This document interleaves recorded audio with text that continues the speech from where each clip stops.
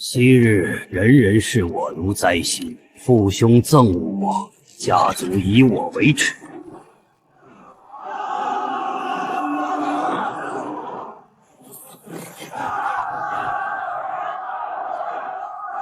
如今分宗自立门户，哈朝堂，拜首辅，全集九州。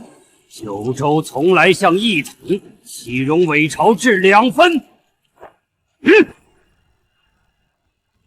还请尔等称我魏公。我魏逆生穿越成了大周权贵之家魏家的第二子，落地逆行，克母克亲。我的出生即是罪，于是被赐名逆生。这个魏安原本是魏老爷的书童，身份尊贵，可惜为了那个孽子得罪了家主，想要一点碎炭都会被百般羞辱。家主就想活活饿死那个孽种，这老奴才非要闹得满京皆知。家主在乎名声，这才放了那孽种一命。住手！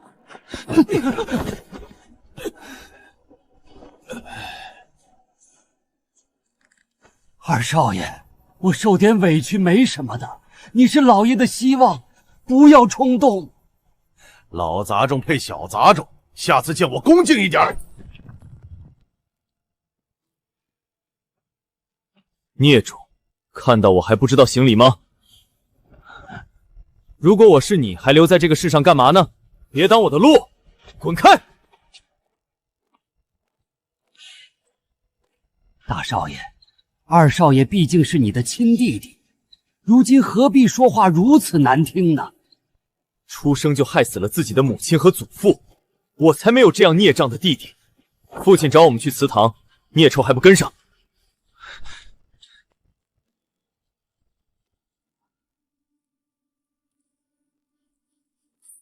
孽子，还不过来跪好！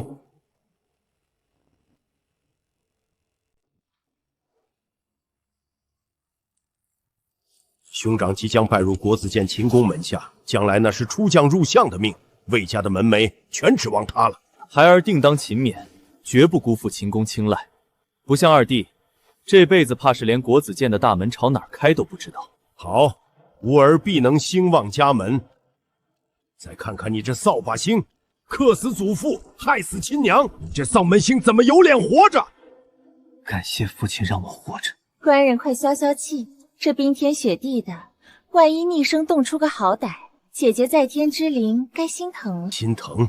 他害死了卢氏，还有脸提心疼这两个字？你这个祸害！当年你祖父看你第一眼就中风而亡，你脚先出来，卢娘更是被你活活难产而死，你给我磕头赎罪！逆生啊，你父亲也是为了你好，家里总归没少你一口饭吃。往后你兄长飞黄腾达了，你还能跟着沾光不是？有我在，这府里永远不会有他的位置。我看你这孽臭还是不服，今日我就替魏家清理门户。父亲，儿子死不足惜，只是有一事不明，想请教父亲。这孽种还敢狡辩，说。为何我生母的牌位会被塞在最角落，甚至连个寻常仆妇的香火供奉都没有？你父亲口口声声思念亡妻，却任由他的灵位在角落里受辱，这就是您所谓的深情吗？母亲当年诞下双子，本该是应了古训的祥瑞，福泽深厚。魏逆生，你这个克子亲娘的孽子，有什么资格在这儿谈？父亲，逆生之罪，自当为魏家之耻。可母亲为魏家诞育双丁，死于产褥，宗老称他为功臣，朝廷赐他哀荣，族谱为他立传。他本该入祠祭享，配享荣光。如今母亲的牌位卑微如蝼蚁，贡品连奴婢都不如。我想当着满堂祖宗的面问一句：魏家的规矩究竟何在？崔氏，官人，卢娘是我的发妻，是朝廷金表的杰妇。你这个续妻，竟敢如此苛待于她！你这是要陷我于不义，让天下人戳我的脊梁骨吗？老爷，我只是一时疏忽，事务繁忙。哼，疏忽！我看你是存心要乱了尊卑。卢娘的陪嫁庄子现在谁在收租？卢娘留下的头面首饰，如今又戴在谁的头上？你真当我是瞎子吗？你不是拿我娘来压我吗？在古代，理智和名声就是杀人不见血的刀。我以规矩打规矩，用你的深情扇你的脸，你除了惩罚崔氏，别无选择。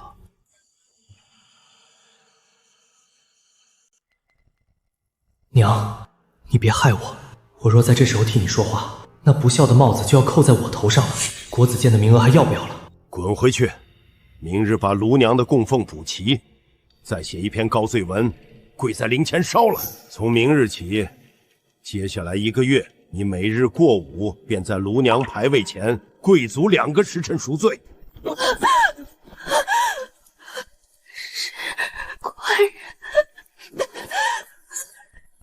跪好！今日之事，敢露出半个字，我打死你！守正，别冻坏了身体。管事，再给大少爷添2盆上好的银丝炭。谢父亲体恤，不像有些人。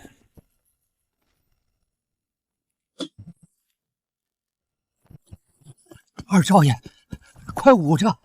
您4岁起，只要大少爷有喜事，您就得在这受罪。跪到半夜，膝盖紫了、僵了，都没有人过问一句。没事，他们这是要我跪给活人看，我就当是陪陪祖父和母亲。魏家这泼天的富贵，也是祖父当年一刀一笔拼出来的吧？老爷以前苦啊，靠全族凑的几吊钱才博出个功名。原本指望大伯明远公中兴魏家，他14岁中举，17岁金魁，可惜命薄没活成。所以父亲才这么恨我。长子夭亡，次子当立。当年老太爷想把您过继给大房续香火，老爷为了独揽家产名分，死活不肯，这才把您当成眼中钉啊！我是他独占魏家的绊脚石，也是他虚伪名声的活祭品。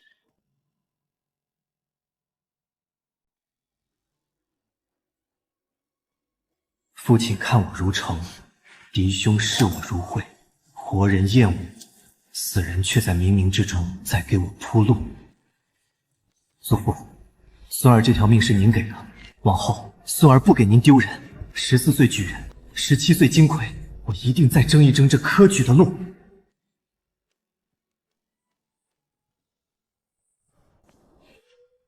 夫人，二少爷到了。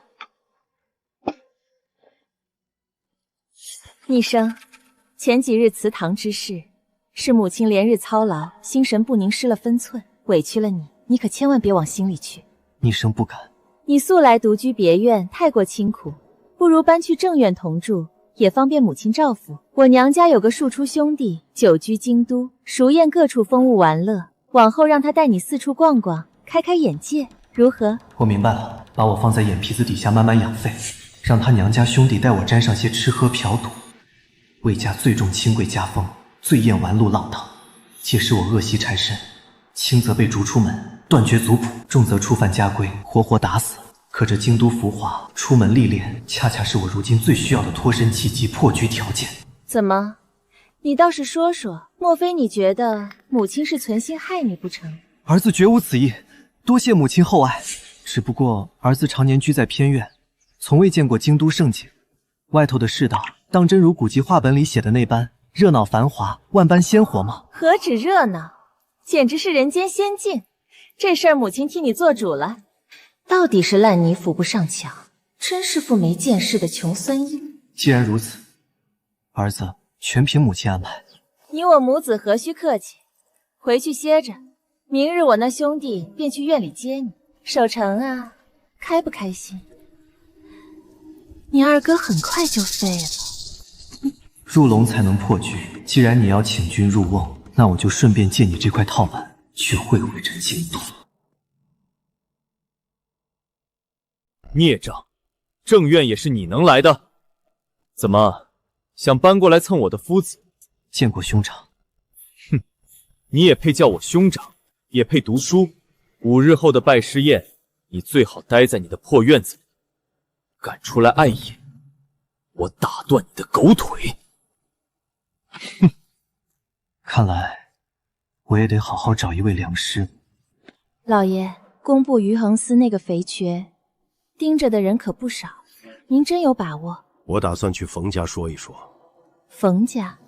当年虽有冯半朝之称，可冯公不是已经致仕了吗？致仕，那是明升暗降的权宜之计，声誉未衰，甚至可能会被起复。这等人物的话，确实足以影响朝堂。等过几日拜师宴，秦公亲自上门收守正为徒，这消息传到冯府，咱们再去送拜帖，便是水到渠成了。切记别闹出大事。我家官人是个好名声的，点到即可。放心吧，这京都赌房弟弟我都熟透了，我带他去耍两把，保准他下一次会再求着我带他去。二少爷，京都可热闹了，咱俩玩就没必要带下人了嘛。微博也是我的家人，不带他，那我也不去了。二少爷，别，咱们去，可不能让这孽子跑了，到时候再看怎么甩掉这个老东西。哟，这不是魏家那个老畜生吗？怎么又要跟着野主子出去讨饭？王蓉，这条狗咬得太久，该拔牙了。你再说一遍。二少爷，算了吧，这王蓉是大少爷奶娘的亲儿子，是大少爷的人，咱们惹不起。二公子，这大冷天的，您带着个老畜生往外钻什么？是又想跪祠堂了吗？滚！让我滚！二公子怕是忘了自己的身份，克母克祖这一身晦气，你活着就是魏家的耻辱，不如找条河跳了，也省得连累大少爷的名声。你可以作践我，但不许你这么说二少爷。这是那个任人捏扁搓圆的丧门星。我说过，让你滚，你耳朵聋吗？小杂种，你敢打我！王蓉，你个家生奴，你说什么？信不信我杀了你？你要干什么？你记住，我是魏家嫡脉，你不过是签了死契的家生奴。你母亲也仅仅是奶了我兄长几口，往日克扣我点东西我不计较，可你有什么资格当面辱我？魏逆生再不济也是嫡出公子，打死个家奴，真的跟捏死只蚂蚁没区别。你等着，你给我等着！大公子一定要你的命！二少爷他跟老爷年轻时候真像，不，他比老爷还狠。小外甥，舅舅带你去个大人该玩的地方，长长见识。不过那种地方可不能让这种老家伙跟着。干什么？二公子，我可是你母亲的亲弟弟，你嫡亲的小舅舅。我父亲是蒸馏品的工部主事，你一个崔家庶出，带我去那种暗糟地方，污了他的名声，你觉得他会怎么处理你？小外甥，不，二公子，你会跟姐夫告发我。要是闹到父亲那儿，我最多是跪祠堂。可你觉得我那个继母会保下你，还是第一时间撇清关系？阿姐她肯定会跟我撇清关系，那样我可就真完了。这就对了，我父亲将你腿打断，你们整个崔家绝对一声不吭，你信不信？二公子有话好说，把我母亲给你的银子，还有你自己身上的钱都拿来。二公子不行啊，那是崔福说要带我去当大人，微博你听见了吧？听见了。这要是在那种地方传几遍老爷的名字，恐怕我给阿姐害我，这就是个心思深沉的小祖宗啊！放心，你现在老老实实的跟着魏安，回去守口如瓶，就说一切照旧。是，一切照旧。难得出来，我要好好看看这大周的天下。老爷，谢天谢地，你的嫡孙也是个读书种子啊！没有李煜的词，更没有北宋，所以这个大周是历史的一个分叉。华夏经历5代10国的变局，取而代之的是大周这个经济文风类宋、疆域官制类明的架空朝代。从这儿断代，唐朝后的诗词就没有出现过了。你在看什么呀？哪儿来的小笼包？你怎么骂人？你家才小肉包子，你全家都小肉包子。对不起，我真不是故意的。哼，看你好看，我原谅你了。大周史，看这个干什么？多无聊啊，还不如看诗集呢。这小肉包子倒是挺有意思。对了，你是哪家的小郎君？我以前怎么没见过你？魏家，魏逆生。这名字好奇怪，是什么意思啊？我出生时，母亲难产而亡，祖父也去了，我落地克亲，所以叫逆生。你为什么要这么想？你娘肯定是爱你的呀，她为了把你生下来那么拼命，你怎么能说自己是克亲呢？我阿娘说过，生孩子可疼可疼了，每个娘都是拼了命才把孩子生下来的。你娘要是知道你这么说自己，她得有多心疼啊！你说的对，那既然你知道我的名字，那礼尚往来，你叫什么名字？阿公说，姑娘家不能随便跟男孩子说名字，但你长得好看，你就叫我福娘吧。福娘。小娘子你在哪里？家里婆子找我了，我得走了。小薇逆生长得真好看，比阿公的学生们好看多了。要是阿公也收她当学生就好了。父亲，儿子求父亲做主。做主？做什么主？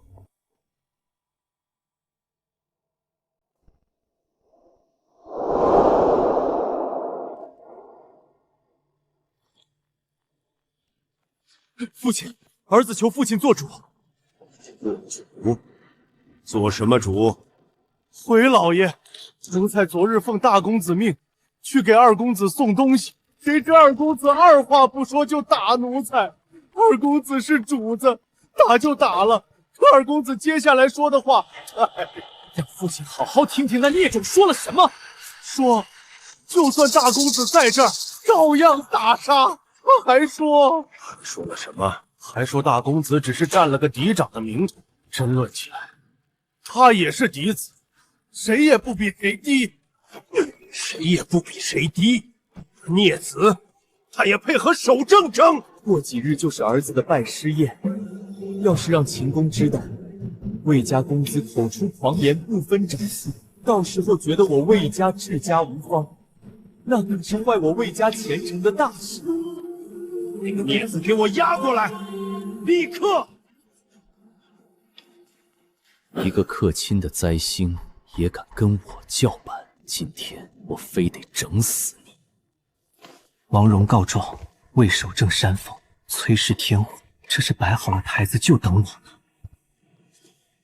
父亲，母亲，孽子，跪下！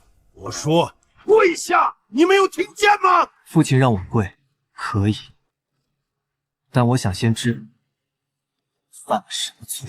混账！昨天你大哥给你送东西，打骂下雨，说了什么你不清楚吗？你不是说照样打杀我？待你不薄，为何如此辱我？逆生可能是无心之言，但守正马上就要拜师，这可不好。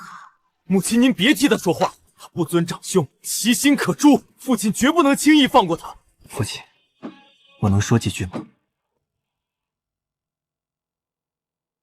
说。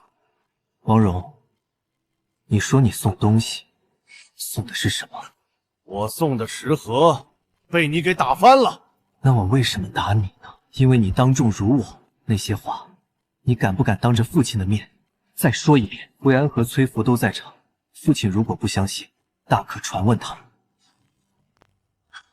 既然如此，魏安向着二公子，崔福昨日和二公子同游，他们的话不能作证。当时还有其他仆役，老爷可以传他们来问。让他们过来。你们昨日下午可看见了什么？韦老爷，二公子隐约说什么占了个嫡长名头，论起来他也是嫡子，谁也不比谁低。好，好啊！没想到你这孽子真有夺嫡的脏心思。我没有。你就不能消停一点吗？前几年不是很听话吗？我说了，没有。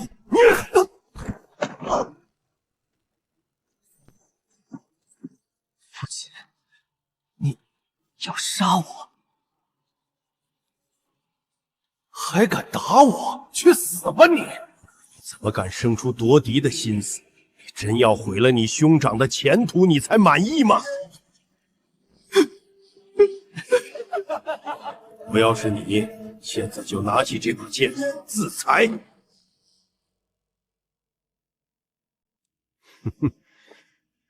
不愿意自裁是吧？守正，王荣是你的人，你说要怎么处理？二弟做错了事，太重的责罚，儿子于心不忍。不如王荣挨了打，心里有气，让他亲手给二弟2巴掌，再唾3口唾沫，这事儿就过去了，如何？一个主子被下人当众扇巴掌，哪怕不死，这辈子都抬不起头来。这不好吧？没听见你主子的话吗？去，当着我的面，这孽子还敢翻天不成？是，老爷。哼，你这克母克亲的小杂种，终于落我手上了，是吧？10多年，我不哭不闹，不争不抢，是因为我还太小，是因为我对家人还有一丝期待。而如今，君子少壮，不可折辱。还笑？气疯了吧，小杂种！当时怎么不跟你娘一起死？我笑我自己，笑我以为你们这些活人，总会有把我当亲人的一天。还拿起剑，当着老爷的面，你难道真敢行凶不成？我是魏家嫡脉，我说过，你没有资格辱我。说什么呢？听都听不见，一会儿有你叫的。打死他！我祖父魏征，官至武英殿大学士释文端，我母亲是朝廷金表的杰妇，你一奴仆，安敢辱我？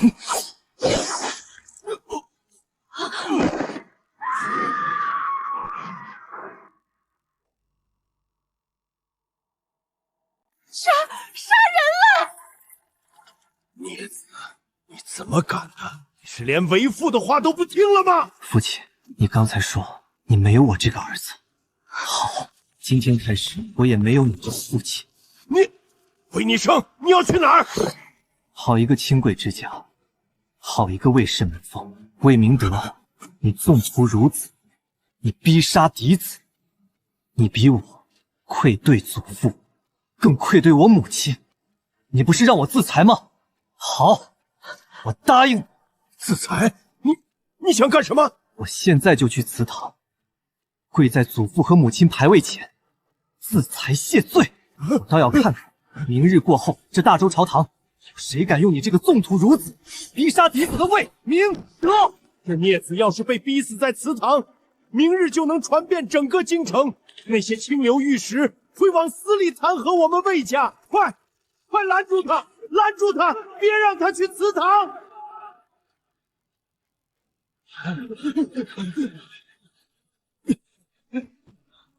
你们怎么不拦着他呀？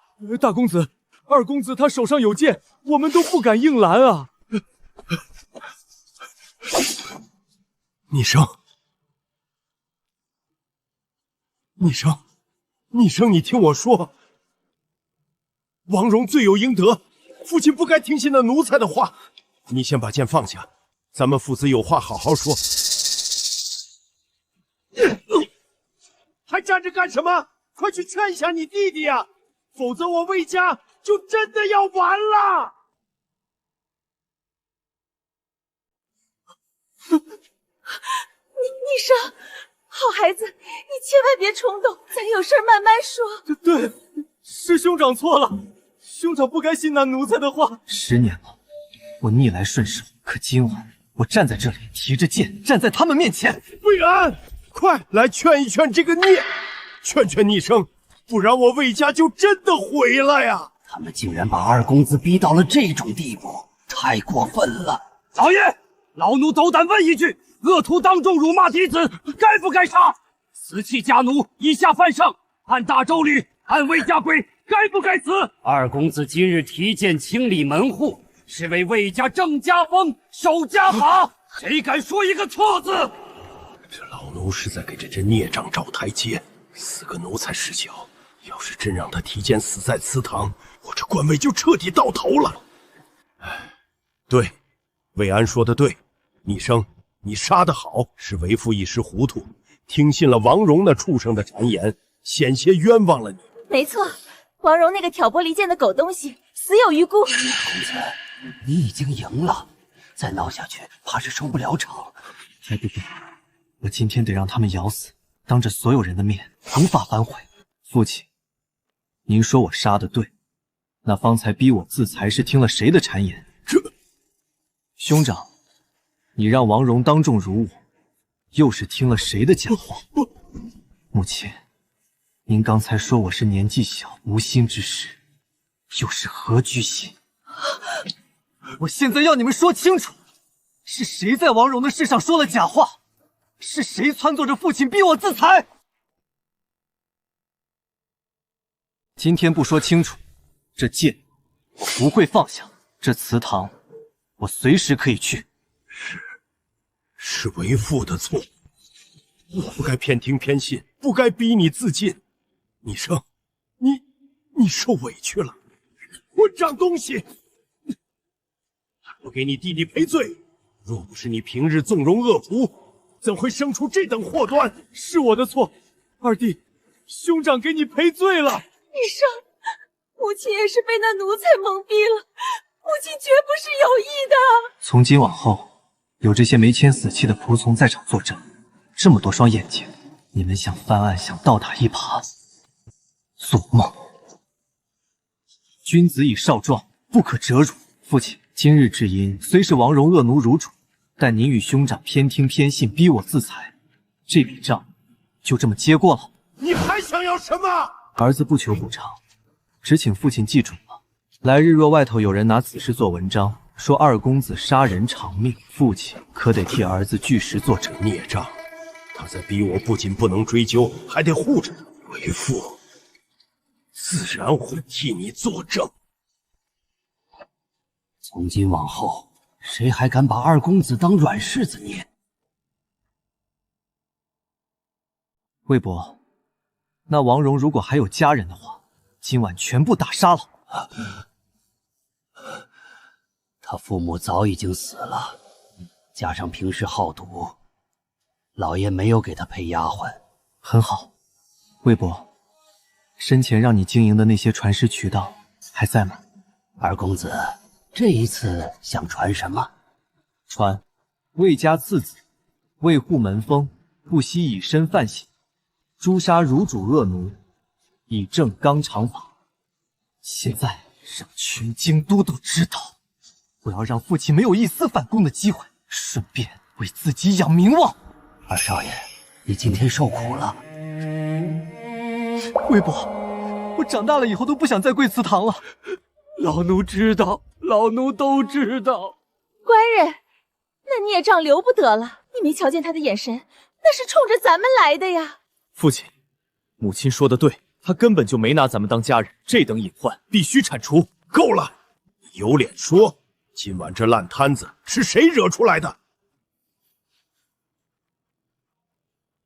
你当我是老糊涂吗？那孽子今晚为何发疯？还不是被你们逼到了绝路？孩儿只是想教训他一下。后天就是你的拜师宴，若这桩逼杀亲子的丑闻传进秦公耳朵里，你这辈子就彻底毁了，魏家的仕途也彻底毁了。孩儿知错，父亲息怒。老爷，那咱们眼下该如何是好？一切以拜师宴为重，等我攀上冯家这棵大树，这阵风头过去，我定要那孽种不得安生。在此之前，谁敢去招惹他，自去领家法。是。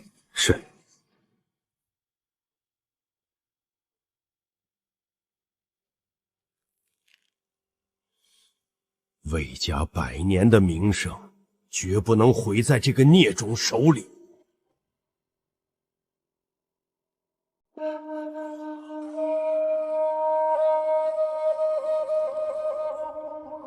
阿姐，这火急火燎的找我什么事儿？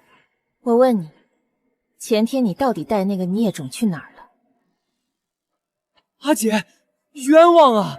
我是按您的吩咐带他去了赌坊，真的，那小子全程跟个没见过世面的土包子一样，我绝对没带他去别的地方。赌坊，那种肮脏地方，能让人去一趟就脱胎换骨？他在那儿玩的怎么样？玩的疯，特别疯。那小崽子见钱眼开，输了几把眼都红了。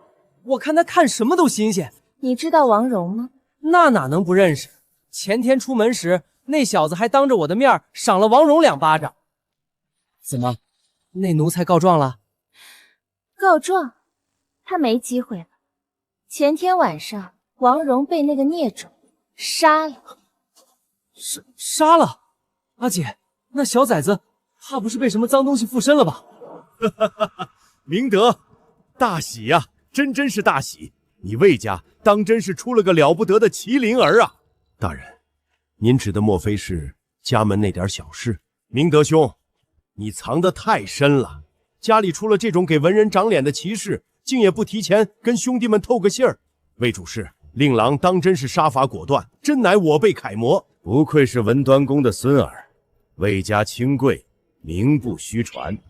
这一身劣骨，当真是让京都那些浮夸子弟汗颜呐！果然，秦公收徒的消息已经传开了，这帮人一定是觉得守正攀上了高枝，才这般低声下气的捧我。魏明德，你魏家好家风，魏家子烈也。秦公，明德，你没给你父亲丢脸。文端公若地下有知，看其孙如此傲骨，定会含笑九泉。秦公过誉了，都是守正那孩子平日勤勉，能得您如此看重，真是他三生有幸。守正，那个即将拜入我门下的长子，不是秦公你为守正造的事吗？你魏家子维护名节，为守清贵门风，诛杀儒主恶奴，以正家法。这事儿已经传遍京都了。今日早朝，连陛下都亲口赞扬其为烈子，尚未弱冠，便知守嫡之尊，拔剑诛奴以仗门风，此乃大周之幸，乃礼法之幸。什么？陛下欲肯轻夸？为你生那个孽子，他昨天才杀的人，怎么今天全天下都知道了？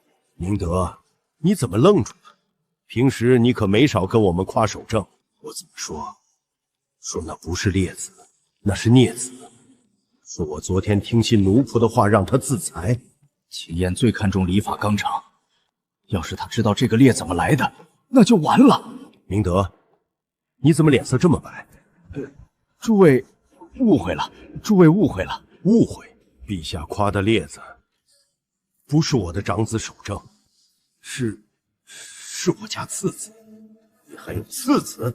就是那个地隐残羹卧冰床的那个。次子尚且如此，长子必然更是不凡。明德，明日拜师宴，大家都去。对了，你那个烈子也定要带来，让我们见见。秦公召见，逆生定当准时拜见。那就好，我们也想当面看看那位烈子。被我扔在偏院关了10年的废人，一夜之间成了名动京城的烈子，这孽种在算计老子的前途。明德好福气，令郎如此出息，日后入了秦公门下，前途不可限量。多谢多谢，今日是我家长子守正的拜师宴，多谢诸位赴宴，请进，请进。二公子，夫人让奴婢送来新衣，请二公子换上，一会儿去正院参加大公子的拜师宴。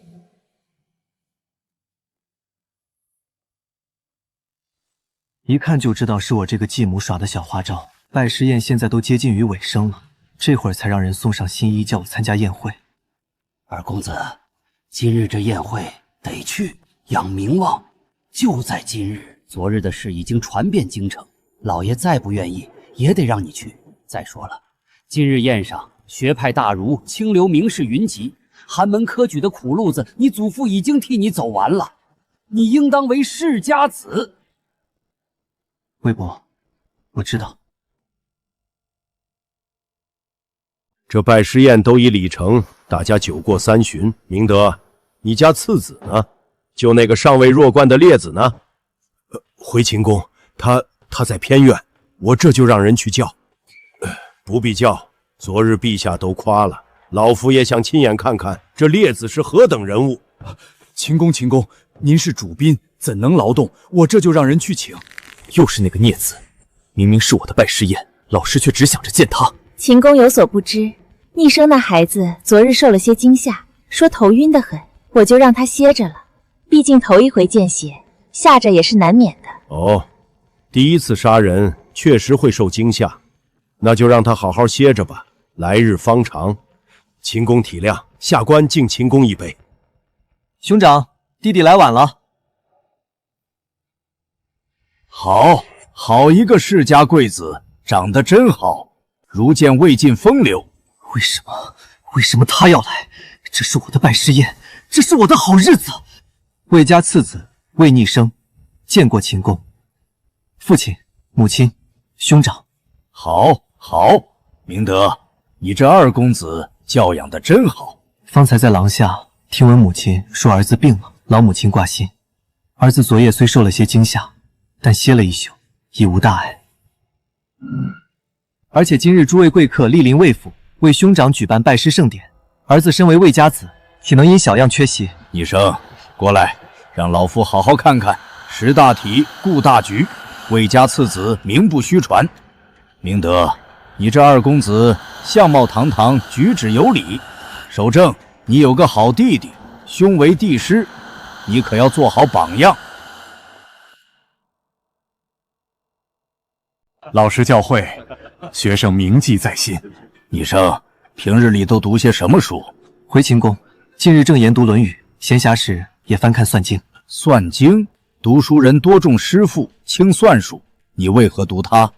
小子以为，科举取士虽重诗赋，但治国理政离不开钱粮度支。祖父当年掌户部，学生不敢夺了祖父的生命。好一个不堕祖父生命！混蛋！今天明明是我拜师，魏逆生凭什么抢我风头？诸位长辈，学生有一提议。今日理学大炉云集，若无诗词助兴，岂不遗憾？学生不才，愿与二弟当场各赋一词，也好让诸位看看，我魏家子弟不仅姓列，亦有文墨。守正，休要胡闹！守正此意甚好。长子善学，次子姓列，若能再见锦绣文章，当服一大白。便以魏门双璧为题，各赋一词。守正，你是兄长，你先来。学生遵命。华堂今日启筵开，贵客迎门贺喜来。兄友弟恭共瑶台，师道松严成教诲，文章锦绣赖栽培。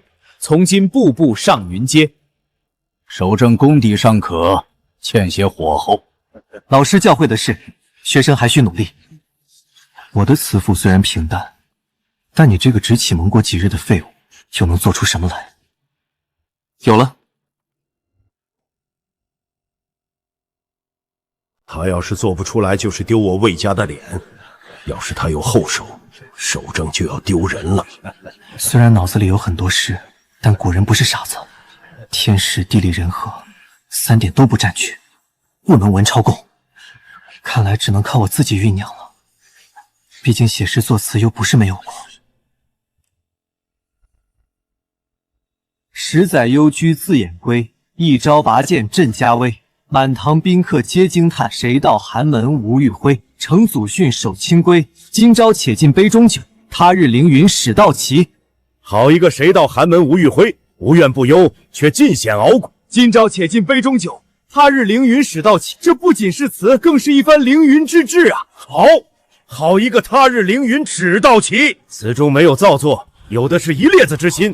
逆生，此词当真是你即兴所作？回秦公，正是小子一招而发。诸位听听，此等胸襟，此等才情，明德，魏家能出此列子，乃是祖宗保佑，更是大良之幸。这是什么字体？老夫浸云书法40载，从未见过如此怪异却又如此绝妙的字体。这是哪位名家之手笔？褚遂良的飘逸，颜真卿的雄浑，老夫都见过。但这字体既非隶，亦非楷，更非行草，莫非自成一家？他一个连纸墨都摸不到的贱种，怎么可能写出这种字？逆生，这是你写的？完蛋，受惊体是上辈子的爱好，但是忘了这个时代没有受惊体。回秦公，这字体是小子自己揣摩而成。自己揣摩？如何揣摩？小子自4岁启蒙后，便被安置在偏院，院中无书，便常去祠堂打扫。而祠堂有几幅祖父生前题写的墨宝牌匾，祖父字迹刚劲清瘦。小子好奇，便日日对着，便学着描摹。后来偶尔在父亲书房见过堂中挂着的那一幅前唐代大家褚遂良的真迹，再后来偷偷进过祖父的书房，里面有几卷薛记、薛曜的字帖。于是当时便想，祖父的字，褚遂良的飘逸，薛氏兄弟的寿印，若能融为一炉，会是什么样子？偏院7年，便日日揣摩，久而久之，便成了这个模样。你是说你自创了一种字体？那可代表一个流派。不敢说自创，只是融合前人之长，略有所得。融合前人之长，自成一家之风，这还不是自创？明德兄，你家列子与这锋芒毕露的字体宛如天作之合，魏家当兴。文端公在天有灵，当含笑九泉。孩子，老夫教书几十年，见过的才子无数，但如你这般，老夫只能说，你若肯用功，他日必成一代大家。秦公过誉，小子不敢当。当得，当得。你这字体可有名字？尚未取名，若秦公不弃，可否赐名？这字瘦劲挺拔，锋芒如剑，却又不失风骨，就叫瘦金如。没想到还是圆了回去。多谢秦公赐名，从今往后便叫瘦金。这字体锋芒太露，你可自用，但科举考场则需工整圆润。小子知道，所以后来重新练了楷书，以备科举之用。这孽子还想要参加科举？不对，他要科举必须要我同意才有机会。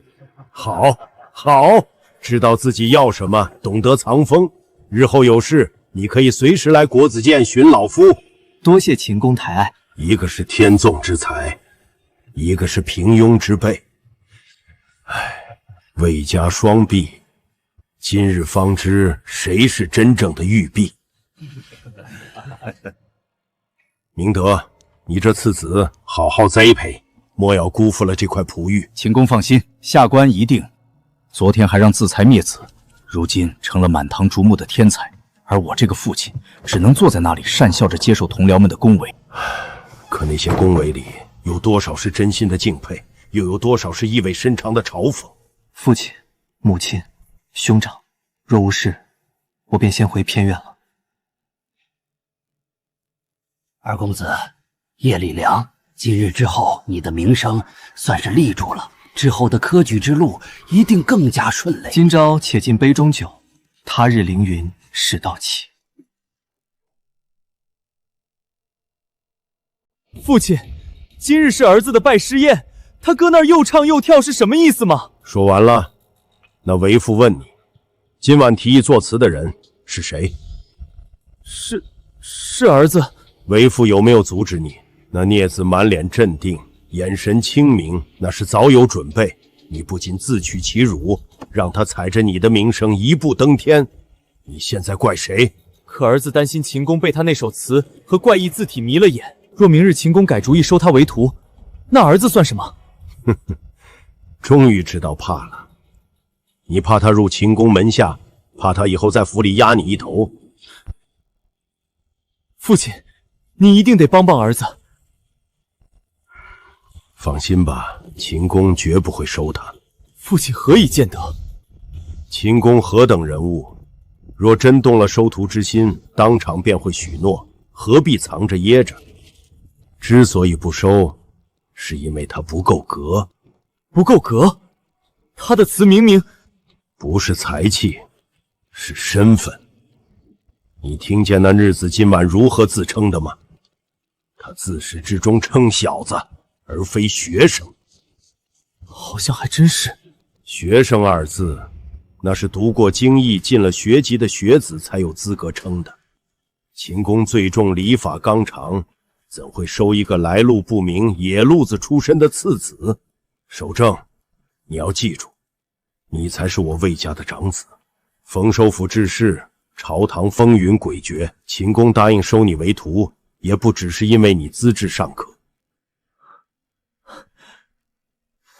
多谢父亲。儿子就知道，父亲是站在儿子这边的。你也别高兴得太早。为什么那孽子偷偷去过几次书房，去过几次祠堂，就能把多家笔法融会贯通，自创一体？而你呢？你天天先生手把手的教，你自己觉得怎么样？那能一样吗？怎么不一样？你和那孽子都是我和卢娘的儿子，他身上流着的血，你身上也流着。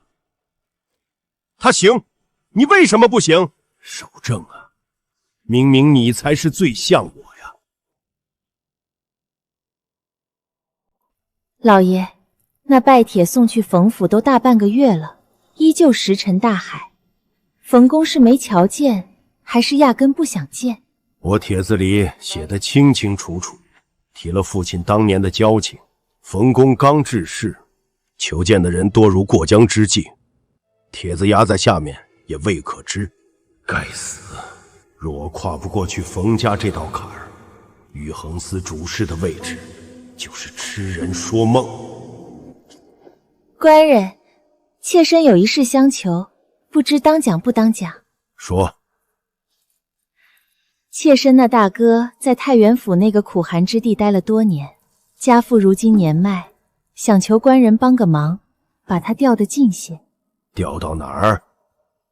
也不敢求回京，若是能去开封府、南昌府这类鱼米之乡。开封、南昌，那都是多少人盯着的肥区。你真当我魏明德能只手遮天？我父亲在世时，我也不敢开这个海口。官人息怒，妾身是魏家人，自然懂规矩。官人说办不成，那就不办。妾身回头回了父亲就是。这事儿也不怪你，只是冯家如果真想见，半个月足够回帖了。不是常说魏家和冯家是世交吗？冯公不会不给面子的。若冯家那边真有了转机，官人能不能顺嘴提一句？也不用专程去说，就是提一嘴成不成，妾身都不怪。只是让妾身好回娘家一封信。知道了，若冯家愿见我，我会看时机提的。多谢官人。二公子，老奴回了一趟族中，族长闭门谢客，说是访友去了，不知归期。闭门谢客，看来族里不想出这个面啊。老爷当年发过重誓，说大房绝户，唯有至亲可继。他眼馋大房那100亩良田5间铺子，早就把那儿当成自己的私产了。当年老太爷葬礼，族中人就想闹着分产，是老爷借着陛下追封的恩旨，才把人押回去。他现在不提过继，就是在拖。二公子，您想过继，那是动了整个二房的肉。族中那些趋炎附势之辈，绝不会帮您的。魏伯，我又何尝不知呢？但我没想到，父亲这么能忍。我都这样子了，他也是硬是不提过继一事。二公子，这种事急不得。正院那边最近有什么动静？老爷今日休沐，崔氏好像在为娘家兄弟的事求老爷，在太原府为官，想调回开封，托老爷帮忙。太原府调回京都，父亲有这个本事？他哪有这本事？不过是想借冯家的事，可惜半个月了，石沉大海。你怎么看冯公此人？冯公当年与老太爷是同榜，交情极深。老太爷若在，冯公早就上门了。可老爷这个工部主事入不了冯公的眼。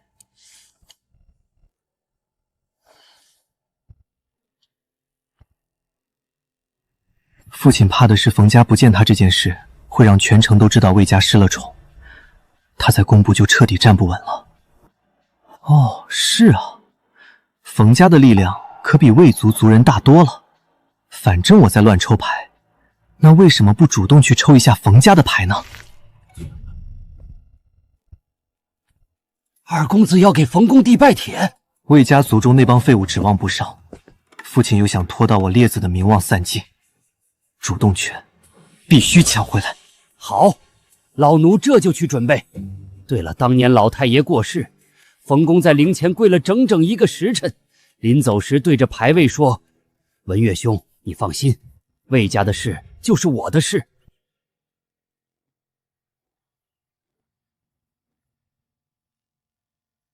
这份承诺很重了，成与不成，哪怕撞南墙，也要先撞了再说。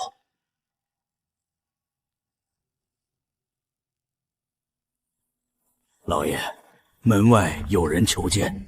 打发走。那人说他是老爷的旧友。旧友？呵呵，来求事的人哪个不说是我冯衍的旧友？他说他叫魏安，是魏家已逝文端公的书童。魏安，文乐的书童？哼！魏家那无用子见我不回帖，居然搬出自己父亲的亲信来质问我吗？不是，那老仆说他不是为魏家主来的，他是替魏家二公子送拜帖的。而且他还说，这拜帖不能压在门房，一定要递到老爷手里。魏家次子那个刚杀了人，被陛下夸赞的烈子魏逆生，把帖递上来，我倒要看看文乐的孙子笔下有几斤几两。好一个烈子之字，刚劲似剑骨。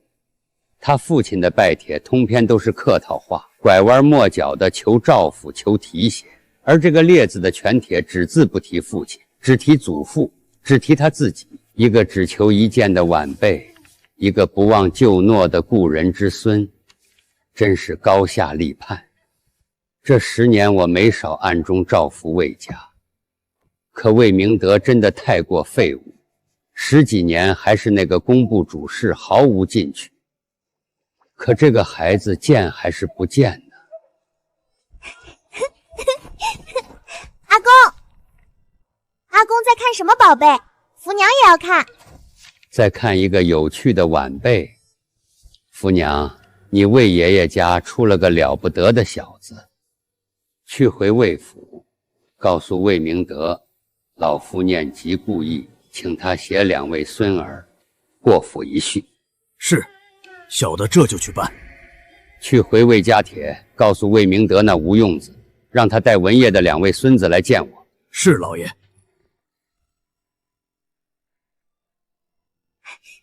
阿公，你要见谁呀？一个有趣的晚辈。福娘之前外出也遇见了一个有趣又好看的郎君。他可好看了，比府里那些哥哥们都好看。哦，谁家的？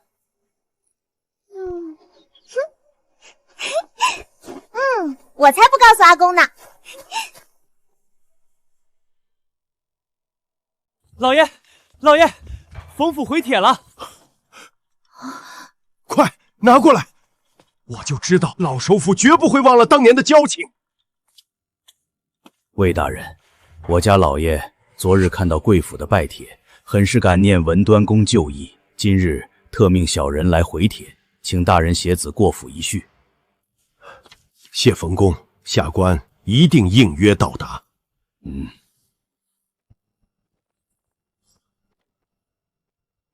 看到了吗？半个月的冷落算什么？我就知道老首府绝不会忘了当年的交情。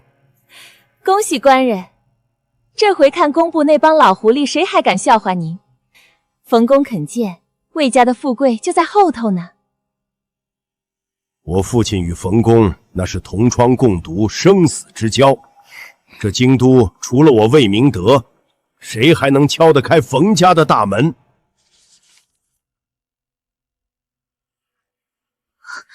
成儿，学着点儿，一会儿见了冯公要大大方方的，那是你的大靠山。官人，怎么了？你自己看。请携贵府守正逆生2位公子过府一叙。老爷，冯公这是什么意思？守成也是您的儿子呀，凭什么只见他们俩不见守成？难不成冯公只认卢氏的儿子，不让我生的？好了好了，别哭了，让我想想，冯公应该是不知守成年幼，所以才没提。等会儿我带你和守成一起去，见了面自然会跟冯公介绍的。当真？那官人可得记得顺带提提我大哥调职的事。知道了。只要进了冯府的门，你大哥那点芝麻小事，不过是冯公一句话的功夫。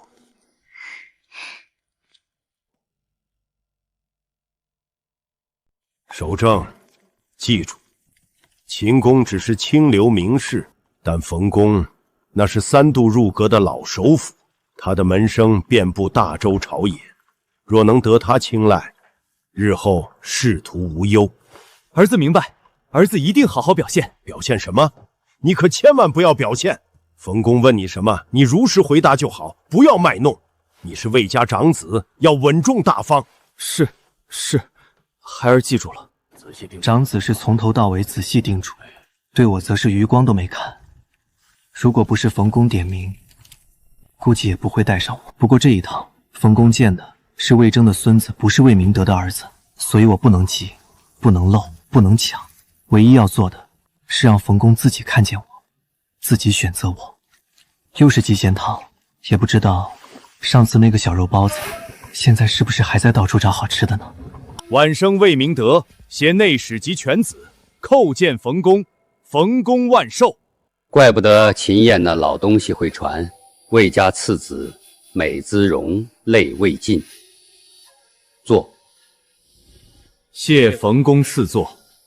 文岳兄去了10年，你如今还在工部？晚辈愚钝，现任工部营膳司主事，让冯公见笑了。工部清闲也好。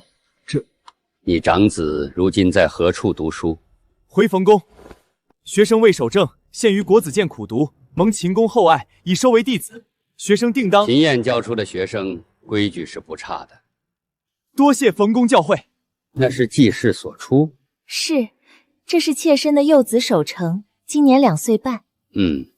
明德，老夫有些话想单独与你那次子聊聊。你且带长子夫人在偏厅稍坐，让下人奉茶，如何？冯公，您要和逆生单独聊？毕竟是京都盛传，陛下都亲夸的列子，老夫也想亲眼看看，你不介意吧？今天不是父亲带我认识冯公吗？怎么又找这个孽障？冯公说笑了，逆生能得您教诲，那是他几辈子修来的福分。说实话，别丢了魏家的脸。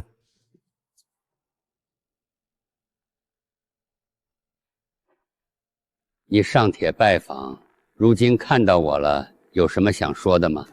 冯公在试我，若一开口，不管求官求财，还是诉苦卖惨，都落了下乘。晚生来时，一路想着见了冯公该说什么，想着想着，忽然想起魏伯说过，祖父生前常挂在嘴边的一句话。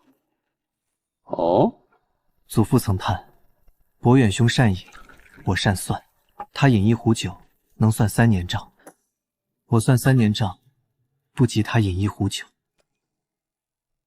晚生幼时不懂，如今见了冯公才明白，祖父是说冯公之才不在算出账册，而在人心方寸。好小子，拿你祖父的话来堵我。这孩子不提所求，只提祖父旧事，却句句都在拉近关系，很聪明。坐下说，你既然懂人心，那便说说当年京都燕传冯半朝魏一角，那一角2字和世人结此业，只说我魏氏专于户部，掌天下财税一角，是赞我祖父精于实务。这是表面意思，那往深里说呢？一角者，孤也。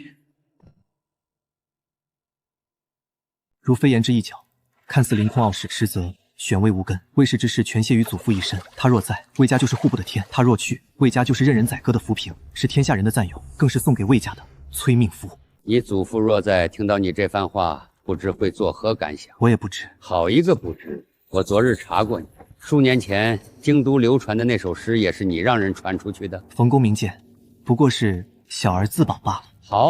好一个小儿自保！既然是自保，也能保你数年无忧，你又何必还要来见我呢？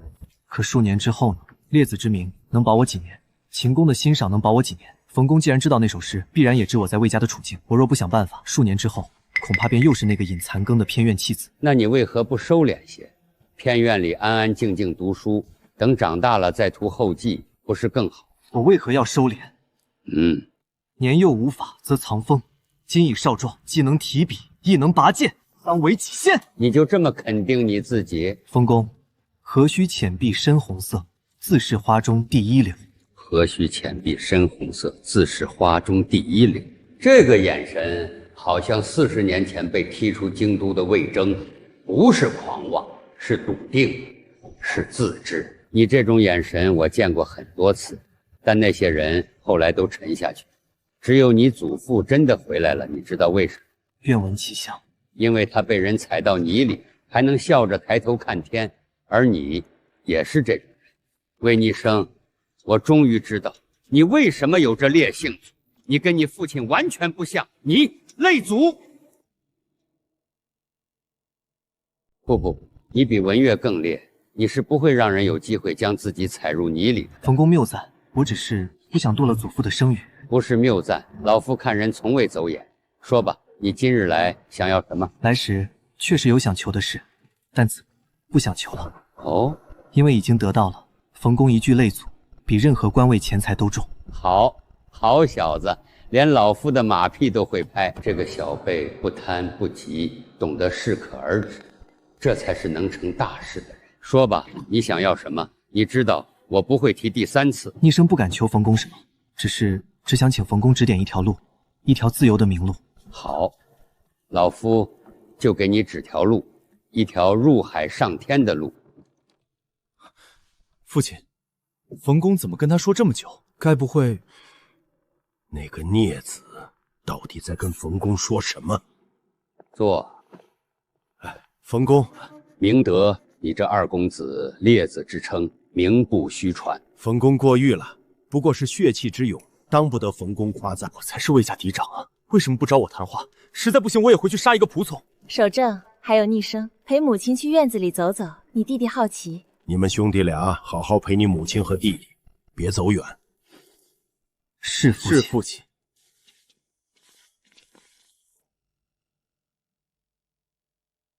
冯公，在下今日登门，一是替先父给冯公请安，二是这些年在工部营膳司日日与宫城文牍打交道，虽说清闲，但终究是有些蹉跎岁月。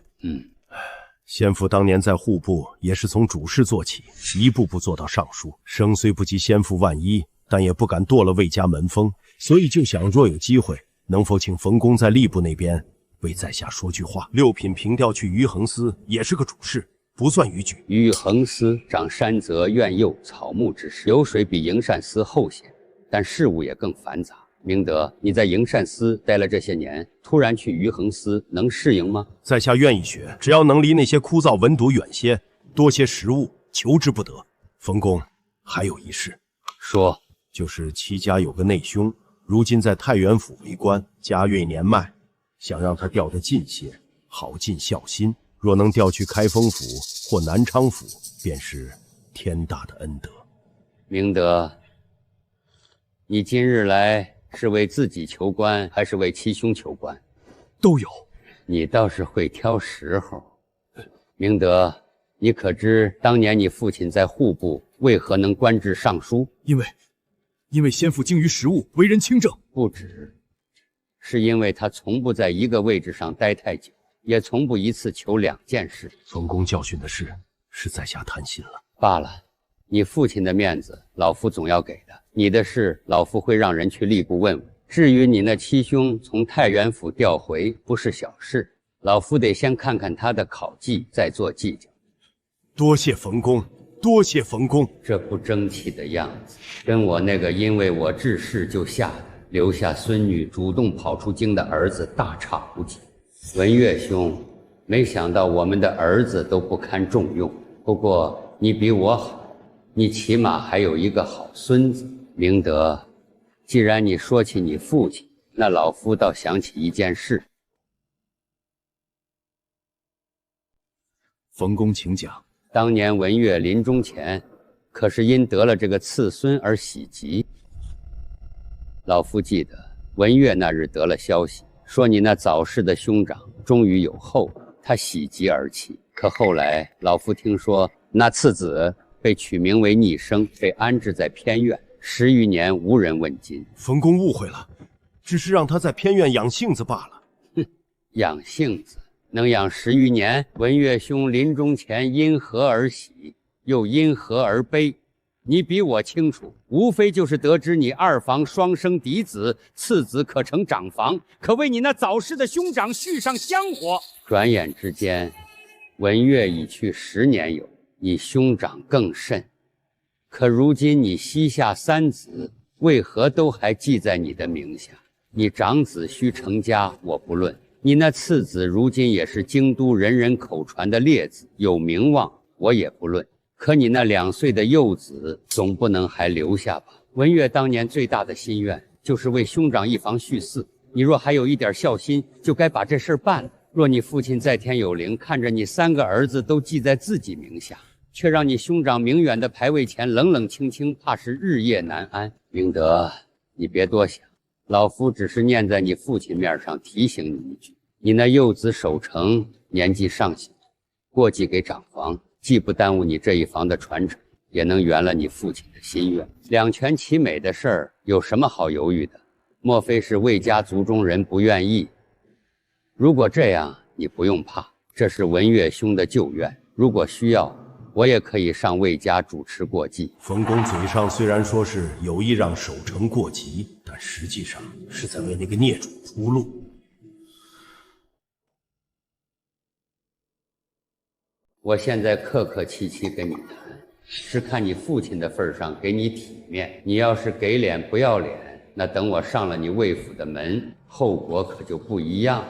冯公此事不是不愿，实在是守成。不必现在答复你，回去慢慢想，想清楚了再办。老夫今日说的话，只是念在你父亲面上，提醒你一句。至于你那差事，你七兄的事儿，老夫会让人去问。同样，成与不成，看天意。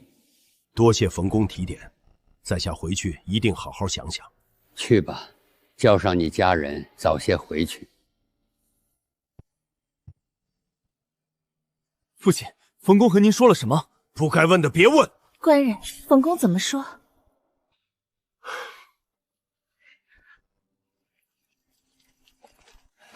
二公子如何？魏伯，冯公说会帮我指路。真的？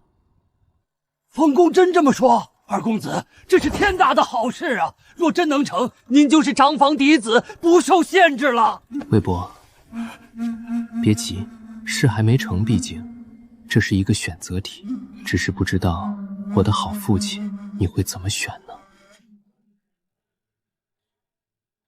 官人，你倒是说句话呀！你这样，妾身这心里吓得直打鼓。你觉得我们将守成过继给兄长一脉如何？魏明德，你说什么？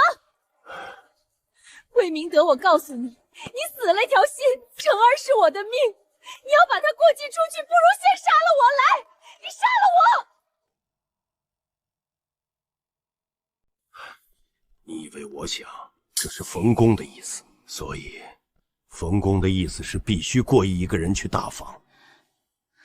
那你怎么想的？守正是我的嫡长，不可能。逆生那提剑逼父的孽子，巴不得过去，我岂能随了他的愿？而且这次冯公突然提起这事，我看就是那个孽子捣的鬼。你是说那个孽子借冯公的手，逼你把他过继出去？10岁的孩子，心思如此歹毒。哼，不然呢？冯公多年不过问咱们家的事，怎么突然提起这个？分明是那个孽子在冯公面前说了什么，冯公才拿孝道来压我。所以你就要牺牲我的成儿？魏明德，你摸着良心说，这些年我待你如何，我待这个家如何，你就这么对我？那你要我怎么办？等冯公亲自上府来问吗？别忘了我的凭调，你兄长的事都还捏在冯公手里。那就过继逆生，正好随你父亲当年的愿，反正这是他出生时就定下的事。不行，我绝不能让那个孽子如愿。为什么不行？你难道忘记了父亲在长房留下的田产、店铺和存了10年近数千两的入库盈利了吗？实打实的好处，你就这么给那孽子？官人，你糊涂。冯公只说过继，可没说不准收回产业吧？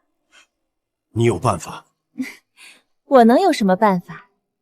只是官人，你别忘了，逆生上位弱冠，过继出去后，他能掌握什么？产业还不是得由你这个父亲代管？至于待他籍贯，那得多少年后了？到时候那些产业还在不在，还不是咱们说了算？而且，官人，你不觉得光是过继还不够吗？什么意思？那个孽子可是敢提剑逼父的人，他今天能借冯公的手逼你过继，明天就能借别人的手逼你让位。这样的祸害留在宗族里，迟早是个隐患。不如过继之后再行分宗。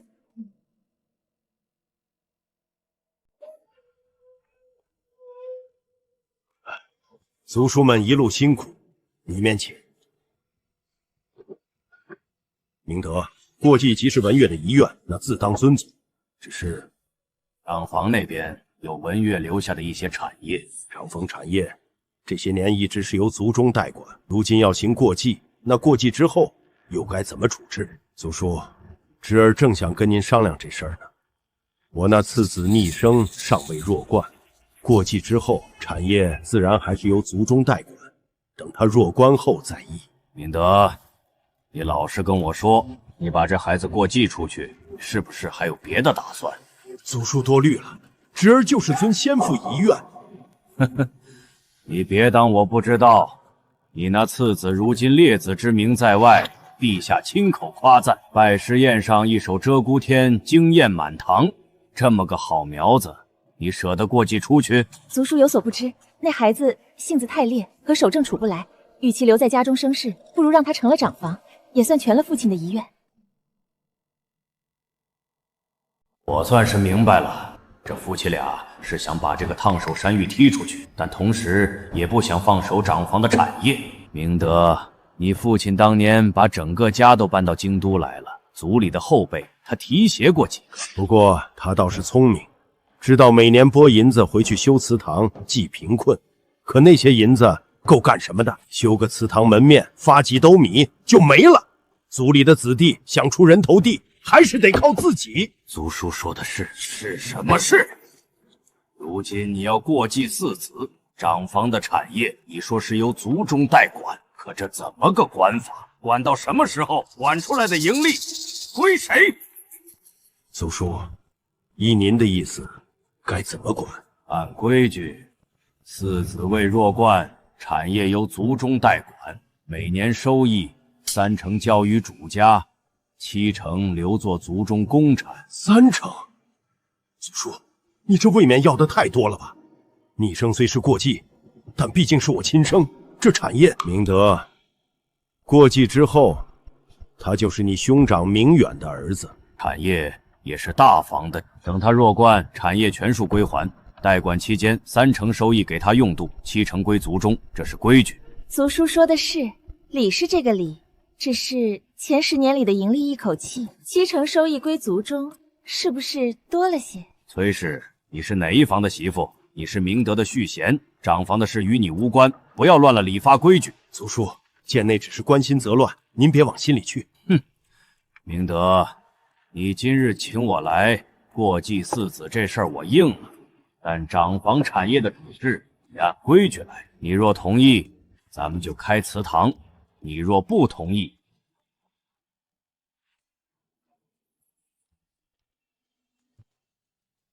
我们这就回乡下。你这四子，另请高明。族叔留步，留步，咱们好商量。敢问族叔，我兄长这一房，这10年盈利有多少？300亩良田，1亩年租1两，5间铺面，租子另算。10年下来，共计盈利5600两银子。好，我与族中4分账，另外2成留给逆生。但逆生过继之后，族中代管，每年收益6成交于主家，4成留作族中公产。同时，族中代管期间，产业的账目每年要送一份给我过目。前10年的收益是实打实的银子，能拿到4成已是意外之喜。至于往后那些年，谁知道呢？可以，还有一事，逆生过继之后，我想分宗，你知不知道自己在说什么？让一个尚未籍贯的孩子过继之后分宗，我知道你厌恶他，可未必不是一块璞玉。你竟让他分宗单过？对，让他单过，自立一脉，与我这一房再无瓜葛。那孩子自己同意吗？他巴不得早点脱离我这个父亲。那便依你，分宗的事今日一并办了。有劳祖老了。二弟来了，说起来，可能今日之后你就该从魏家滚出去了。怎么，不高兴？大房终究是需要人诚香火的，不过你也别难过，兄长我……你自称为兄长，这话不对吧，我的好堂弟？你叫我什么？堂弟啊，过继之后，我便是长房嫡迈，你是我2房堂弟，这么称呼有什么不对吗？魏逆生，我可是你兄长。很快就不是了，而且宗法礼制，嫡庶长幼，秦公没教过你吗？该怎么论，不会要我教你吧？堂弟，今日过后，我是长房嫡迈，辈分比你高。哼，以后见面要习惯行礼，说到底也是个理学弟子，可不要辜负了秦公啊。晚生魏逆生，见过诸位族叔祖。父亲，母亲，眉目清俊，身姿如松，这孩子确实不一般。今日开祠堂，为长房魏明公远择嗣成桃，4子人选为2房魏明德次子魏逆生。魏逆生，你可愿承嗣长房，为魏明公远之子？我魏逆生愿意。既然如此，那便开祠堂，告祖先。这个祠堂我进来过很多次，今天我也要跪下，但这一次跪下是为了站起来。吉时已到，今日开祠堂，为长房魏公明远择嗣成挑。按规矩，4子人选须由本家提出。魏明德，你来说。诸位祖老在上，逆生这孩子虽说性子烈了些，但只有让他承嗣长房，既能全了父亲遗愿，又不耽误兄长香火成绩。逆生啊，为父也是不得已，你去了长房，莫要堕了魏家门风。逆生，母亲虽不是你生母，但这些年来也一直把你当亲生的看待。今日你要走了，母亲心里实在是……真是虚伪。不过我现在必须忍到仪式结束，忍到族谱改完，忍到走出这个祠堂。好了好了，莫要误了吉时。既是本家之意，那便依礼行事，开祠堂，告祖先，行过继大礼。第一步，告魏氏祠庙。为大周历景和8年3月15，魏家族老何今以清浊束销，告于列祖列宗之灵前。第二步，拜魏氏祖，4子魏逆生上前拜祖。祖父，孙儿今日承嗣长房，孙儿不会堕了您的生命，也不会浪费你铺好的路。第三步，拜嗣父。第4步，改族谱。以弟明德次子逆生为嗣，逆生明德次子今承长藩。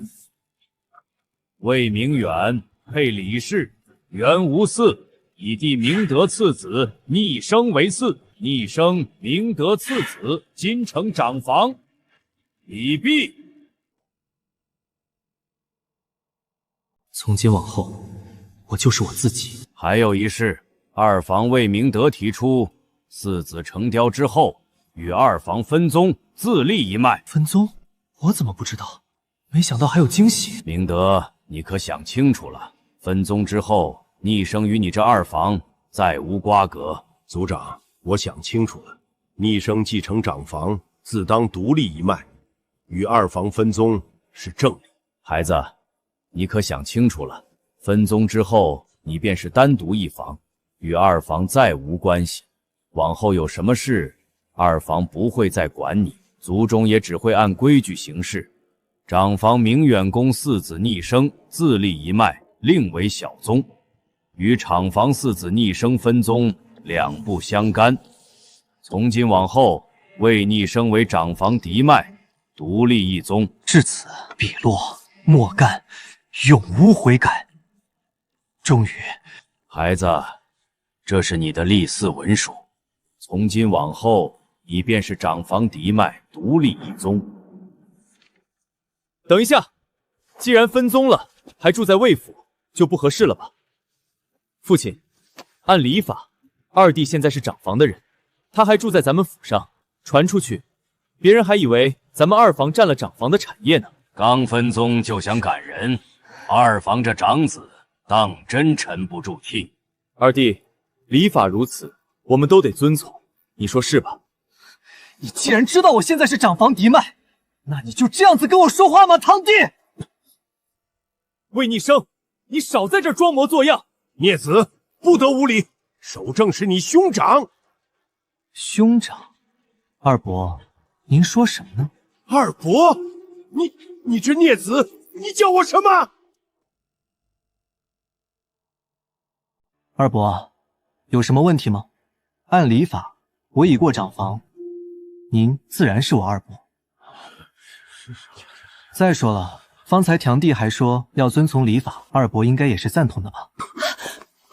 官人，别动气，别动气。这孩子倒是厉害。堂弟方才说的对，分宗之后，我确实不宜再住在魏府。那么，就请族长将长房的产业交还给我吧。按规矩，长房产业当由四子继承。如今我既已成嗣，这些产业理应归我。此外，前10年间族中代管产生的盈利，还请族长将这些一并交还于逆生。你尚未及冠，这些产业不能就这么交给你。产业由你掌管，万一被人骗了去，岂不辜负了你祖父的一番心血？正是这个理，你及冠之前，产业当由族中代管，这是祖宗传下的规矩，不是我们要为难你。放心，待你及冠之后，产业自当归还。前10年间的利益，族中会好好替你管着。后5年每年的收益也会按规矩分你30%，供你读书用度。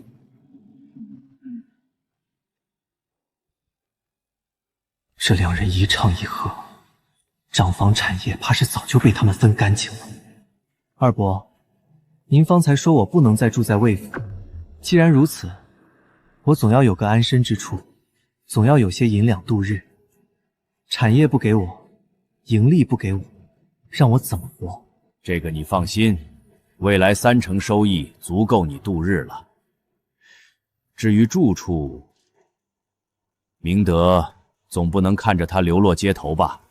族叔说的是，逆生，你且先在外面租个住处，银两不够，为父再添补些。添补？列位尊长，真是好筹谋。这一纸代管之约，怕是从我过继前便已写就了吧？逆生，你这话是何意？是何意？族长自己心里清楚。长房前10年盈利5000多两，1分没有；后5年画的大饼只有30%。另外7成全进了族里的口袋。我的钱你们拿全部，还要我感谢你们吗？孽子，你放肆！今天我就是放肆了。魏逆生，你眼中可还有？够了！产业代管是祖宗传下来的规矩，族中不会亏待你。等你籍贯，产业全数归还，一分不少。我们这些人还能害你不成？是啊，是啊，族长说的在理，族中是为你好。族长说的真好，3成收益足够吃穿用度。可我想问一句，那7成收益，族中拿去做什么？修祠堂，济贫困，还是进了某些人的私囊？孽子，你少在这儿血口喷人，算什么东西？也敢在这儿质问我？我今天就告诉你，这产业的事儿，我说了算。魏逆生，你一个小辈，当着这么多长辈的面如此放肆，成何体统？我放肆？好，那我请问前10年间，族中代管产业何在？又流向了哪里？可有账目？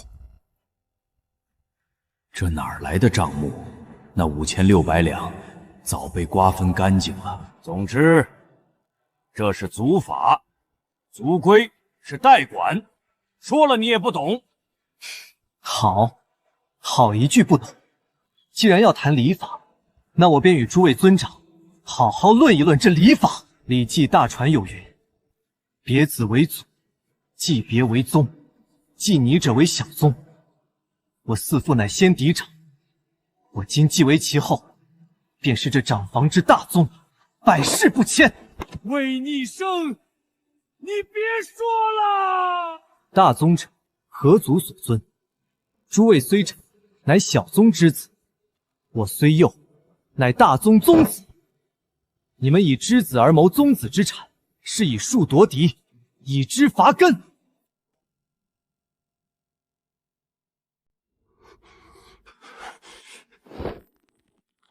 我魏逆生，今天敢问诸位，这是哪家哪朝的礼法？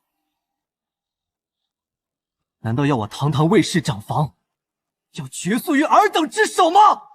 孽子，你知不知道？以树夺嫡，以之伐根这个帽子扣的有多大？你疯了吗？是啊，逆生，族中只是代管，不是谋宗子之产，这话可不能乱说啊。有没有说错？你们心中比谁都清楚。你们一个个名为代管，实为灭嗣。魏逆生，你不要得寸进尺。代管就是代管，什么灭嗣不灭嗣？你少在这儿危言耸听。诸位口口声声怕我年幼不能守成，实则句句不离田产契书。与那钱塘名臣胡石弼判叔父谋吞幼侄财产案中的贪婪叔父何异？岂不就是名为代管，实为灭嗣？若长房产业今日被你们口头细分，诸位死后有何面目见祖父于地下？圣人治理，正是为了防止骨肉相残。今日诸位所为，礼法不容，天理难容。诸位欲夺我财，请先回我宗谱。只要我一日是长房之子，这长房的一草一木，便是宗庙之神器，神圣不可犯，树孽不可沾。你这个孽子，谁给你的胆子？你不是说产业的事你说了算吗？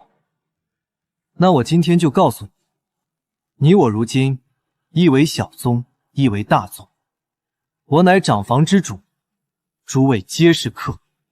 我念及骨肉之情，容诸位全虚全伪退出这祠堂。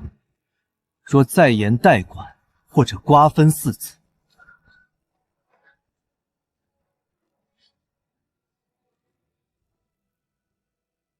我魏逆生拼着这戏子不做，也要在京都敲响登闻鼓，告到府衙。我倒要看看，是大周的律法大，还是你们手里那纸私约大？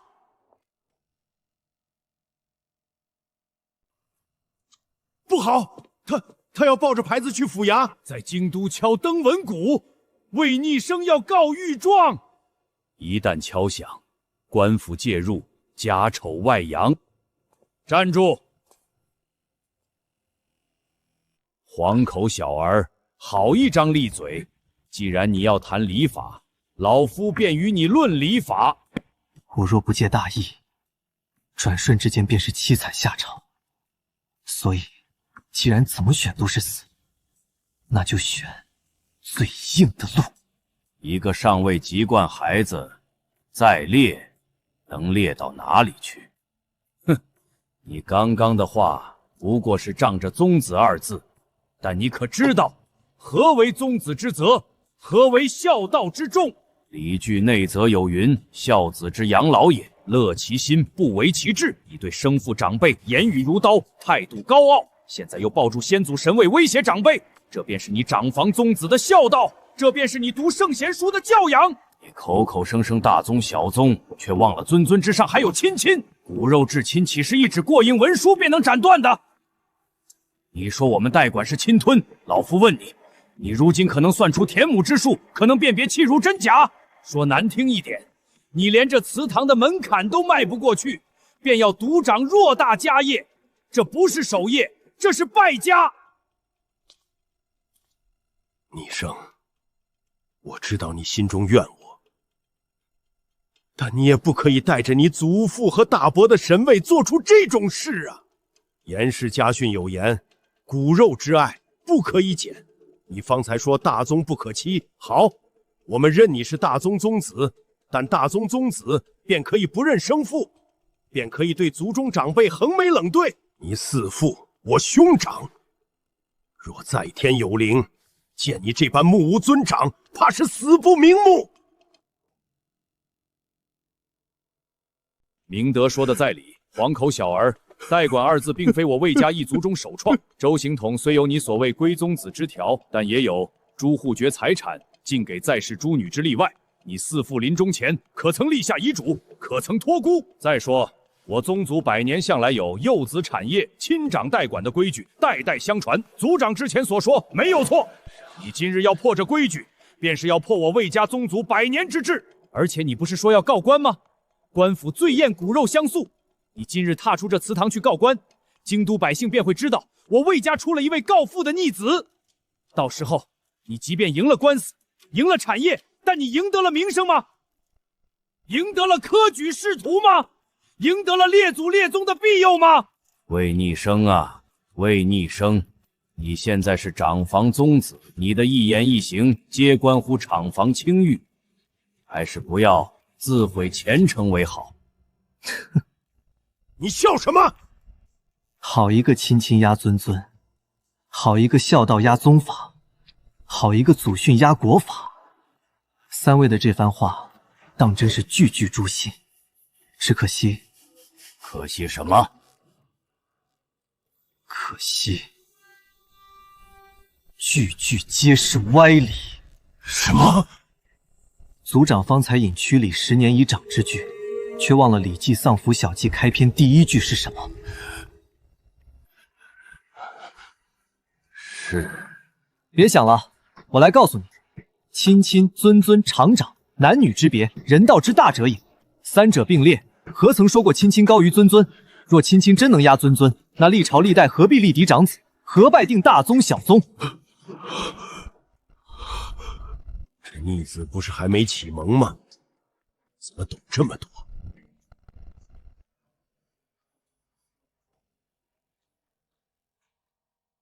再说孝道，族长，你方才说我态度倨傲，不敬尊长。那再问你，《孝经》鉴证章第15，圣人如何说？《孝经》鉴证章第15是说，父有征子，则身不陷于不义，从父之令，又焉得为孝乎？今日诸位欲行不义之事，欲陷我不尊恶名。我若顺从，那才是真正的不孝。我今日之争，正是圣人所许之大孝。还有父亲这，是我最后一次称您为父亲。你刚才说骨肉之爱不可以减，好，我便与您论一论这骨肉之爱。以李桑福为人戒者章，贾公言书曰：既为人后，则如子于父，而绝其本生。父亲大人是否还识得、认得绝其本生4个字？即一旦成为大宗的继承人，在法理上就成为了所后之父的儿子。这不是我定的，这是圣人定的，是礼法定的。所以你现在才说我是你生身之父，此言大谬。你与我如今是伯父，是叔父，唯独不是父。你以叔父之身，却欲以父子之情动我，这不是骨肉之爱，这是以情乱法，以私害公，以小宗乱大宗。是伯父，是叔父，却唯独不是父吗？祖老方才提旧子产业，亲长代管的祖训。敢问祖老，这祖训载于何处？写于何书？可有历代宗子画押？可有官府监印？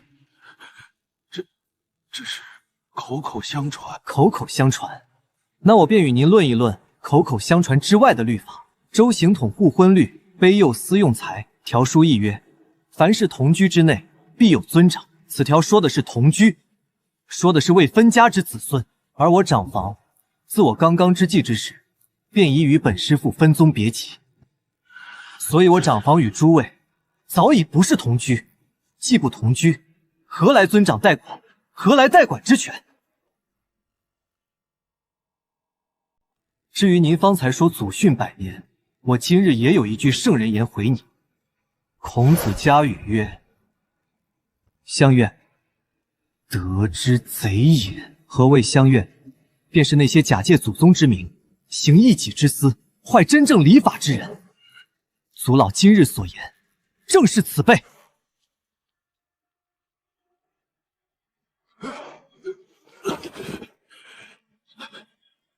黄口小儿，居然辱我！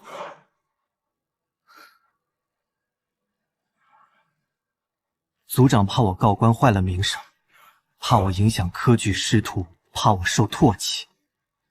那我也问你一句，今天若我不告官，任凭诸位将长房产业瓜分殆尽，那我这个过继分宗之人，身无长物，饥寒交迫，连束收都凑不起，我还考什么科举？我还求什么师徒？名声，我若今日屈从，我连人都不是，还谈什么名声？至于您说告父者奖，我告的是叔父谋夺职产，不是子告父。这条律吓不住我。而且退一万步来讲，即便背上忤逆之名，我也要告。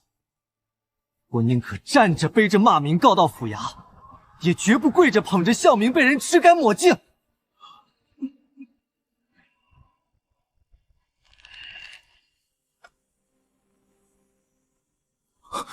不可能，绝对不可能！一没名师教导，二没解说书籍，他怎么可能融会贯通这么多书？可偏偏……若你们还有一丝良知，若你们还念及祖父当年对族中的照拂，现在便备好长房产业契书，送到我面前。若明日午时之前我收不到契书，后日一早，京都府衙的登闻谷前，诸位自可来看热闹。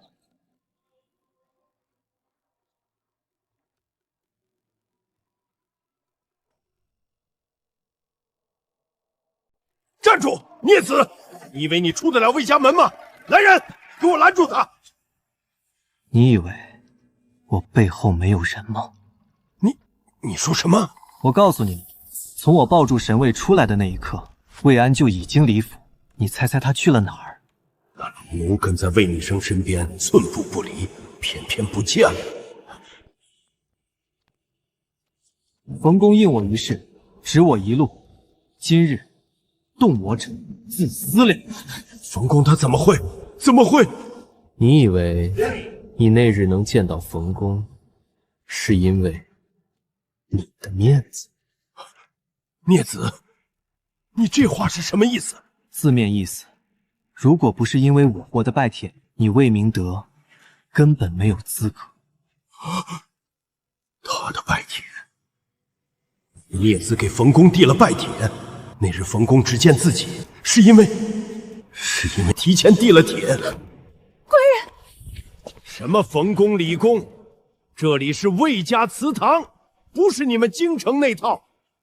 一个小儿也敢拿外人来压宗族，明德，你怎么回事？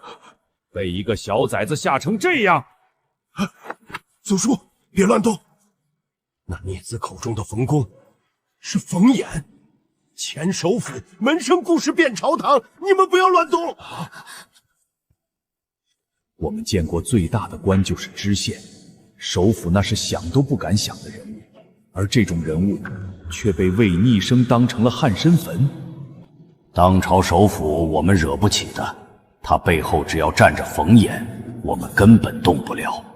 明天，给我一个答案。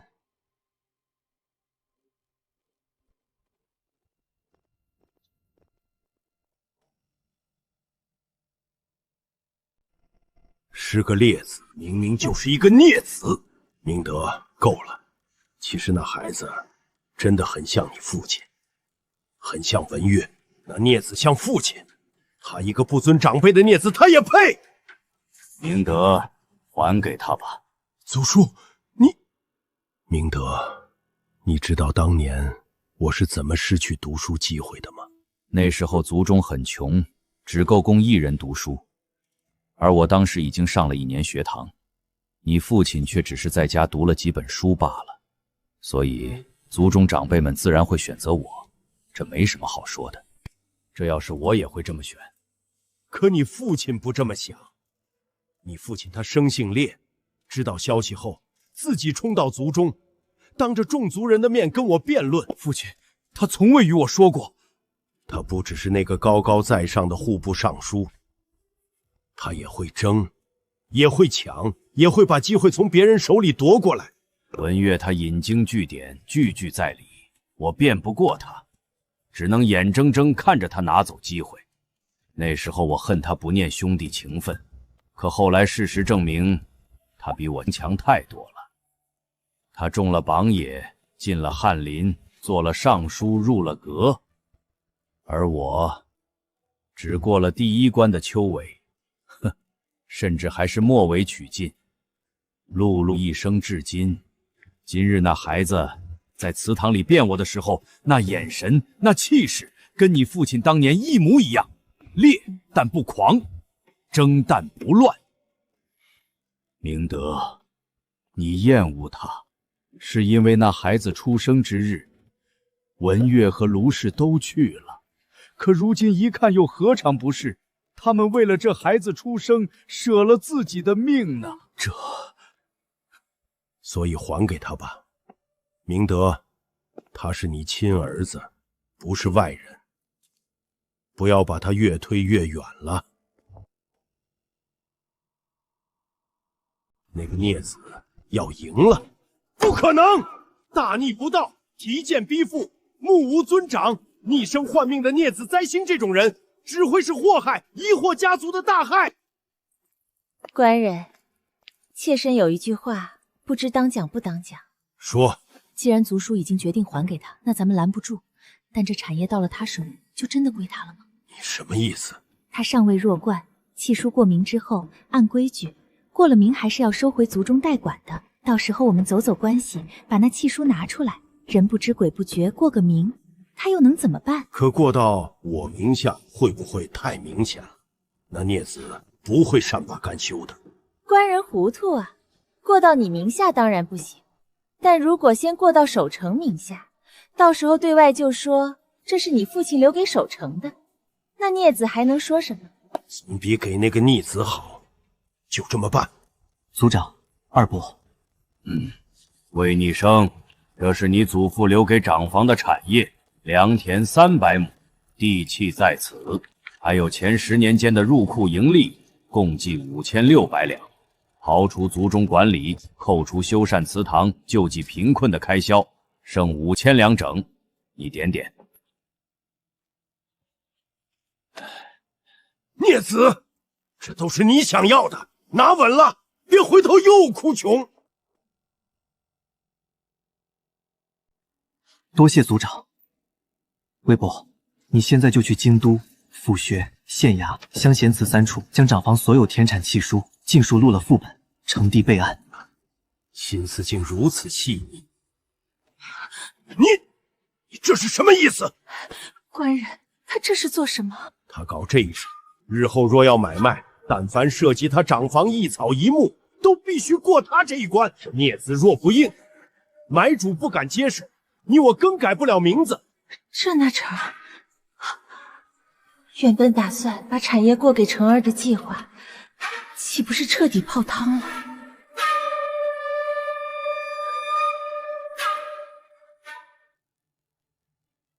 魏伯，快去快回，我在这等你。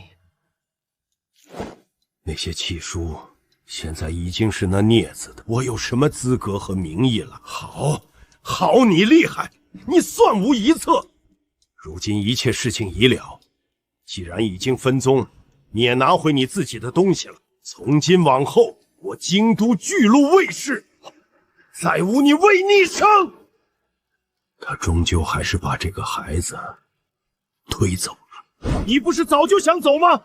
走啊！你现在就给我滚，不准再回来！多谢抬爱，日后我也不会以你一脉自称。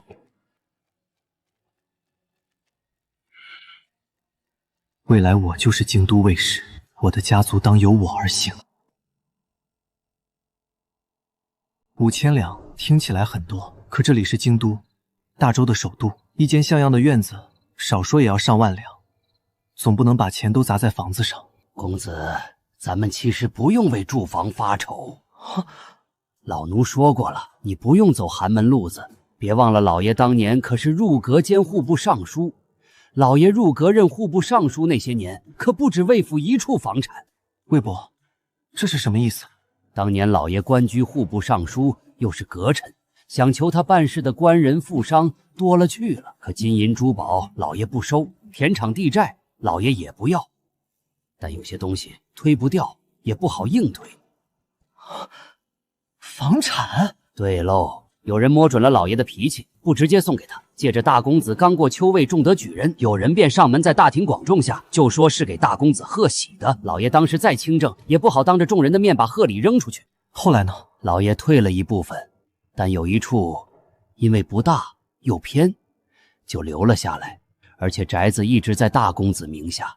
如今按理说该归你。房子在哪儿？在皇城西门外，过桥就是。西门，以皇宫为中心，以四方4门为界。西门出去便是外城，那里住的都是小商小贩，三教九流，什么人都有。那确实有点偏。是偏，所以当年才得以留了下来。而且那院子多年没人打理，恐怕已经脏乱的不成样子了。脏乱怕什么？比起花钱租房子，有免费的地方住，我不嫌弃。不过魏伯，那院子有多大？2进的小院儿不大，前院正房3间，厢房2间，后院还有几间小屋，总共也就10来间屋。那我们明日先去看看。对了，魏伯，那院子多年没人住，咱们俩打扫不过来，得雇几个人。公子说的是，只是这雇人的门路，老奴不太熟。还有魏伯你不熟的？那你当年在魏府，那些人是怎么来的？公子，老奴当年跟着老爷干的都是大事，魏府的人大多是家生子或者签了死契的，其余的更是由管家负责。不过我们现在用不起死契的，得雇短工。我也是这么想的。要去哪儿找这样的人？老奴倒是有个人选推荐。谁？崔福。他只是庶出，跟崔氏不是一条心，钻营的本事不小。牙行混混跑腿他也认识。崔福这人能用，但得拿捏住。明日找他过来，先给点甜头，再让他知道跟着我比跟着他姐姐有前途。这种人不怕他贪，就怕他没胆子贪。公子，这也太破旧了，要不咱们先租个干净的院子，慢慢收拾这里。不用，破旧怕什么？收拾收手就能住人。从今天起，这里就是我们的新家了。这屋荒废许久，是你们买下的吗？不是，晚辈正是此屋的主人。在下徐礼，现任顺天府知事。顺天府知事从8品，管的是京畿地区的文书杂物，官职不高，但好歹是京官，管着些具体事务。晚辈魏逆生，见过徐大人。家父魏明远。那工部余衡司主事魏大人是你？大人口中的工部余衡司主事魏大人，是在下二伯。晚辈是长房一脉，今已分宗。等等，你的名字魏逆生，你就是那位拔剑诸恶仆的烈子？不敢当。久仰久仰，魏公子大名如雷贯耳，今日得见，三生有幸。徐大人过誉了。我就住在隔壁，以后就是邻居，有什么需要帮忙的尽管开口。啊，对，我夫人做饭手艺不错，你乔迁新居，我让夫人送些过来。太客气了。今天魏公子事儿忙，我们下次再见。公子，一个从8品的知识，值得您这么客气？以后都是邻居，低头不见抬头见，客气一点儿，总比结仇好。而且，他是顺天府的知识，咱们日后要在这里安家落户，少不了要和顺天府打交道，说不定哪天就用得上。公子说的是我想窄了。魏伯不是想窄了，是替我操心太多了。这就是那小祖宗的新家，不过破是破了一点儿，但好歹也是个2进院子。崔福，魏公子，好久不见。你大哥走崔氏的关系调回南昌府了，这事你知道吧？你姐姐没有帮你吗？看来是没有。魏公子，你找我到底什么事？崔福，公子刚搬来这儿，院子要收拾，你在京都路子广帮忙雇几个靠谱的短工，按市价给钱，不亏待你。原来就这事，正好赚个跑腿费。放心，少不了你的。得嘞，我现在就去办。慢着，崔福，你今年多大了？快16了。16了还打算做一辈子闲汉？你母亲是丫鬟出身，崔家不可能在你身上浪费资源，崔氏更不可能帮你，所以你被赶出崔家也是迟早的事，没错吧？崔福，我不是有意在挖苦你，我只是想问，难道你打算就这么混下去？今天帮人跑腿挣几文钱，然后明天跟一群闲汉赌坊输个精光，后天再去求人？这是我的事。崔福，你娘还没享过福吧？你离家后可就再也没办法接她出去了。崔福，公子是看你是个可用之人，你要是只想混日子，今日这差事公子也能找别人办。魏公子，你到底想让我干什么？给个明话。我的意思很简单，你帮我做事不是1次2次的跑腿，是长久稳当的差事。日后我魏逆生起来了，你崔福就是跟着我起来的老人。如果是别人，我可能只当他在画，可面前的人从偏院弃子到自立门户，每一步都走得很稳，而且他身后还站着冯首府。我没得选，崔家没有把我当人，我是庶子，迟早要出府，但我想把母亲接出来享福啊！魏公子，我崔福以后就跟着你了。跟着我不是一句话的事，你得证明给我看。怎么证明？先把人顾好，要老实能干的，要信得过的办好了，咱们再谈以后。是，公子放心，我一定办好。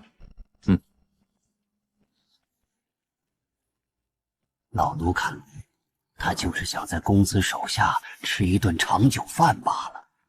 魏伯，这世上有谁不是呢？大家的第一想法都一样，都想吃一顿长久饭。可等到那饭越来越好吃，离不开了，自然就变成了忠心耿耿。再说了，崔福在市井混了这么多年，路子广，懂规矩，这种人用好了，可比那些家生子还趁手。公子可还满意？小的别的不行，跑腿办事还是有一套的。这一套下来统共150两。崔福，你愿不愿意以后就跟着我当个押犯？我原以为最多收做杂役，没想到竟然是押番，随从护卫，办亲信，干的也是主家隐私的事活。崔福，多谢公子抬举，小的愿为公子效犬马之劳。把事情办好就行，日后咱们家人会越来越多，你多上点心。小的一定尽心尽力。这是之前魏博从冯府带回来的冯衍的亲笔信，应该看看了。信中无言，均可自荐了。冯公在魏府有眼线，知道我被围攻，更知道一封信就足够威压那些族老。更直白的意思是，你说什么我都认。这是冯老给我的底气，也是他的考验。如果我扶不起，这张纸什么用都没有；但如果借势而起，这张纸就是千军万马。冯公，这份礼我魏逆生收下了。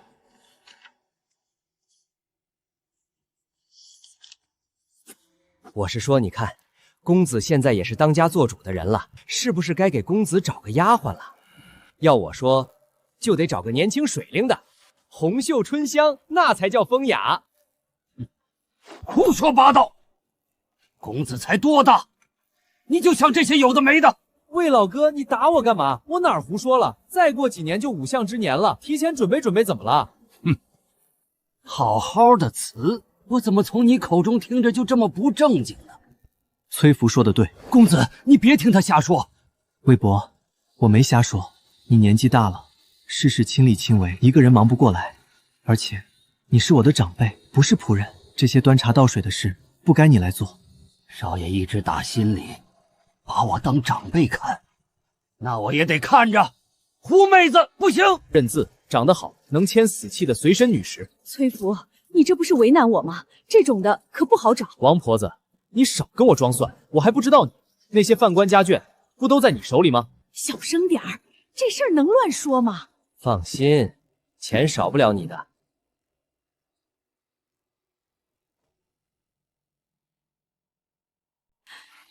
公子，他们都是本该冲入教坊司的，有些跑了，有些被转给王婆子这样子的官行私下收留。他们都识字，懂规矩，比外面那些野路子强多了。只是户籍所限，只能签死契。你看看有中意的没有？丁香结子芙蓉涛，不系明珠，系宝刀。公子好眼力。福建建宁府的3条簪，我没认错吧？是，民女家乡，女子出嫁前都这么簪发，只是如今回不去了。公子好眼力，曲娘可是我们这儿最好的一个，她父亲是建宁府的官人，犯了事家眷充公，她一个小姑娘家顶着个饭籍，没办法，只好就她了。曲娘读过书的，会认字，会算账，琴棋书画都懂一些。如果没什么问题，就画押吧。曲娘见过公子。魏老哥，没想到公子喜欢这款，我还以为公子喜欢那种温柔小意的，没想到。胡说什么？公子才多大，懂什么喜欢不喜欢的？我哪儿胡说了？你看那姑娘眉眼，那身段，那气质，虽然高了一点，但将来肯定是个美人胚子。公子现在就放在身边，这叫培养感情，懂不懂？曲娘，你恨吗？恨过。现在呢？不恨了。那就好。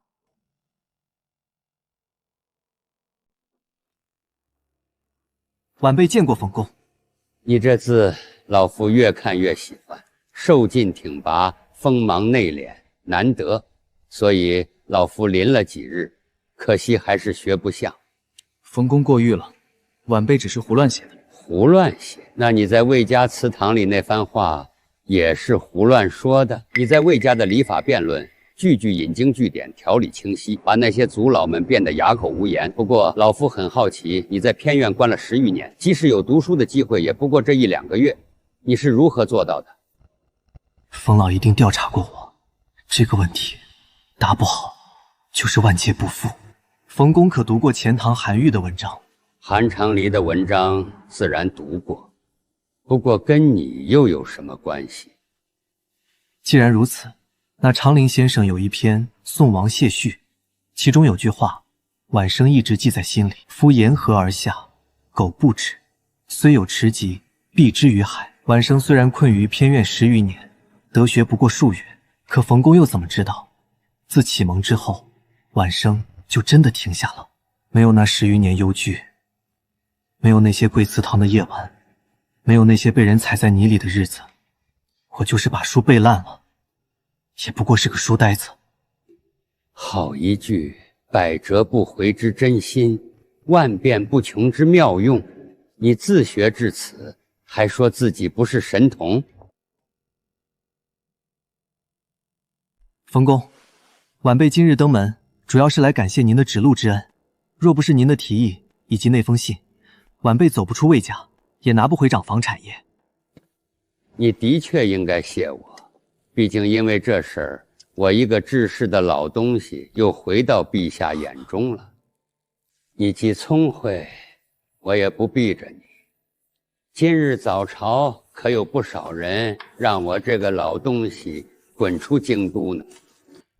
晚辈认为冯公并不担心。哦，为什么这么说？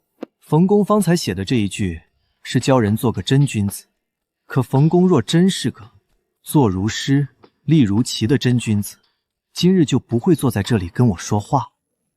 讲下去。凭冯公的身份，其实即使不帮我那父亲，他也不敢说什么。但冯公还是帮了，因为冯公知道陛下他不喜欢君子。冯公治世这段时间太安静，想一个人真正的君子。可陛下真的需要冯公这样子吗？以退为进，在陛下眼中反而会适得其反。毕竟若陛下真的需要冯公以退为进，又何须让冯公留在京都？所以充当君子，陛下会把任何事情都主动怀疑到冯公身上，而这恰恰是在我拜见冯公之前，冯公就已经意识到的。所以晚辈才说冯公不担心。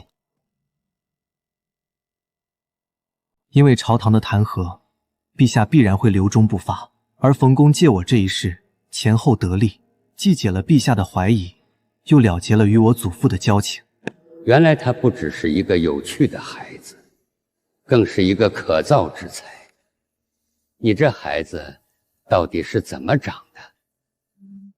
冯公，晚辈可以借笔一用吗？用吧。人无癖，以其无深情也；人无暇，不可与交，以其无真气也。你是说老夫今日之举，正是这癖与暇？冯公本可做个真君子，与世无争，但冯公没有。冯公选择了帮我，选择了让自己身上沾上瑕，这正是冯公的深情与真气。陛下看见这样的冯公，才会放心，而这就是冯公现在最需要的东西。所以冯公帮我，我亦帮冯公。哈哈哈哈哈！好一个人无癖不可与交，魏逆生，你很好。冯公过誉，晚辈不敢当。不是过誉，是实话来。接下来不谈别的，老夫还想请你这个胡乱写的，教老夫写一写这受金呢。魏伯，你觉得冯公的儿子会是什么样的人？不清楚。当年在老爷身边时，我听最多的就是冯公长子做人还行，做官也是还行，总之就是还行。公子今日在冯府，跟冯公说了什么？魏伯是在担心什么吗？不是担心什么，而是怕你太直接了。毕竟老爷曾经说过，读书人讲究委婉，讲究点到即止。你要是把心思都摆在明面上，冯公那样的人会不会觉得你太急功近利？会不会觉得你不够稳重？魏伯，祖父当时告诉你的没有错，读书人确实讲究委婉，但我没有时间委婉了。再过2年就是秋闱，也就是说我只有2年时间。科举报名需要3户保，自己、家、师。我自己和家如今都没问题，但师承这一条，我准备走冯公的路子。拜冯公？可是他已经致仕了。我知道。你不知道，公子，你可不要被眼前的事蒙蔽了呀。冯公已经做了2任首辅，我大周开国至今还没有3任首辅的先例，说不准哪天就倒下了。而他这样子的官倒下了，就代表了清算啊。这些我都明白，魏伯。明白还选他？公子，这不是开玩笑的。万一冯公……正是因为冯公年纪大了，我才选他。这话怎么说？冯公门生遍布翰林院与科道，为其耳目喉舌，可他自己却没有一个真正的弟子。门生可以很多，但弟子只能有一个。冯公需要一个人，在他100年之后继承他的门生，他的名望，他的一切，一个能在他离世后庇护冯家的人。我还没完全懂，所以公子是想做那个人？对，冯公需要一个小阁老，但不是严世蕃，他要的是张居正。这条路风险很大，可一旦走通了，那便是通天之路。公子，你真的想清楚了？想清楚了，我需要一棵参天大树，让我能迅速成长。哪怕这棵树已经走向衰老，但只要它还在，就能替我遮风挡雨。等它倒了，我已经长成另一棵树了。公子，我不懂那些大道理，但我知道公子走的路一定是正确的，就跟当年我跟着老爷一样，我只需要跟着就行了。公子，公子，我回来了！大呼小叫的，成何体统？公子这儿正说事儿呢。嘿嘿，公子，我打听到了，冯公的儿子拥着呢。堂堂吏部侍郎，一听见冯公致时后，当场就吓得主动请辞，离京为官了。听说当时得知消息后，冯公气得破口大骂其就是个扶不起的平庸儿。果然和我猜的一样，冯公内心其实也很害怕呀。毕竟这个位置在没有兵权的情况下，退下来不是荣归故乡，而是倒台清算。可偏偏自己儿子连严世蕃都不是。这个孽子只会劝我告老还乡吗？老爷您滚！安稳？他以为想安稳就能安稳吗？这些年如履薄冰，政敌虎视眈眈，孔老表面恭敬，还有陛下那永远猜不透的心思。冯半朝退一步就是万丈深渊，冯家现在还能安稳，是因为陛下还用得着我，需要我来平衡局面，制衡那些蠢蠢欲动的人。等我没用了，那些人就会蜂拥而上。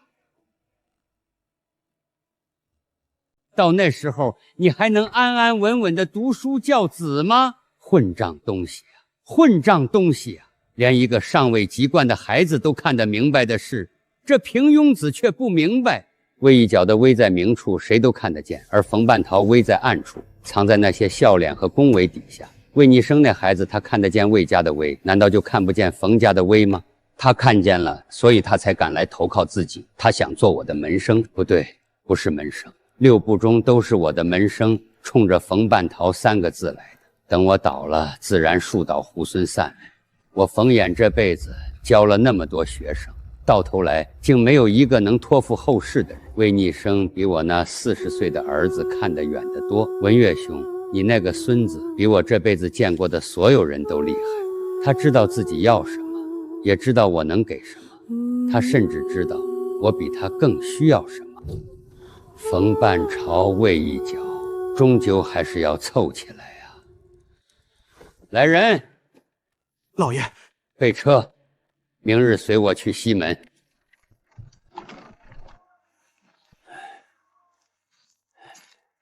别出声，那是冯公，前首辅冯衍。官人，你没有开玩笑，前首辅来找隔壁那个被赶出来的孩子，都怪你！我当初就说该去道贺，你非说省钱。现在好了，现在冯公亲自上门，我连个面都不敢露。我哪知道？而且这不是你说没有那个闲钱吗？我说你就听啊！你知道什么？少爷，冯公来了。公子难道能预不先知？冯公竟然真的上门了。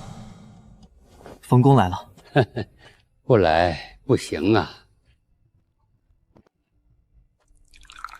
冯公请坐。你那天说人无癖不可与交，老夫想了很久，想问你，你的癖是什么？读书、算账、下棋、写字，还有赌。赌？赌什么？赌命，赌运，赌一个前程从偏院到今日，晚辈每一步都是在赌。那你觉得这一局你赌赢了没有？冯公不是已经来了吗？好一个冯公不是已经来了吗？魏逆生，你这个人老夫收了。多谢冯公。往后这孩子的事儿就是我的事儿。是。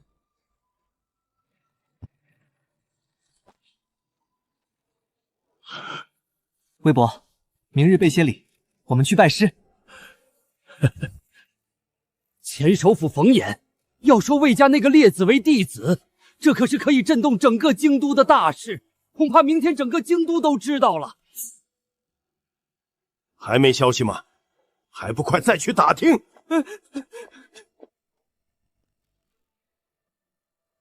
官人别急，那孽子魏逆生才离家多久？冯公那样的人物，怎么可能让他做弟子？是不是假的？那个孽子怎么可能有这么大的造化？不，老爷，消息属实，冯府中门大开，京都4品以上官员大半都去了。怎么可能？那逆子分宗离家才3个月，我们原以为他落魄就会回来认错，没想到他竟然拜了冯衍为师，这叫什么事儿啊？老爷，这是冯府管家让小的带回来的，说是冯府收徒宴，4品以上才有资格。但老爷毕竟是冯公未来弟子的本生父，可以越品级携家眷上府。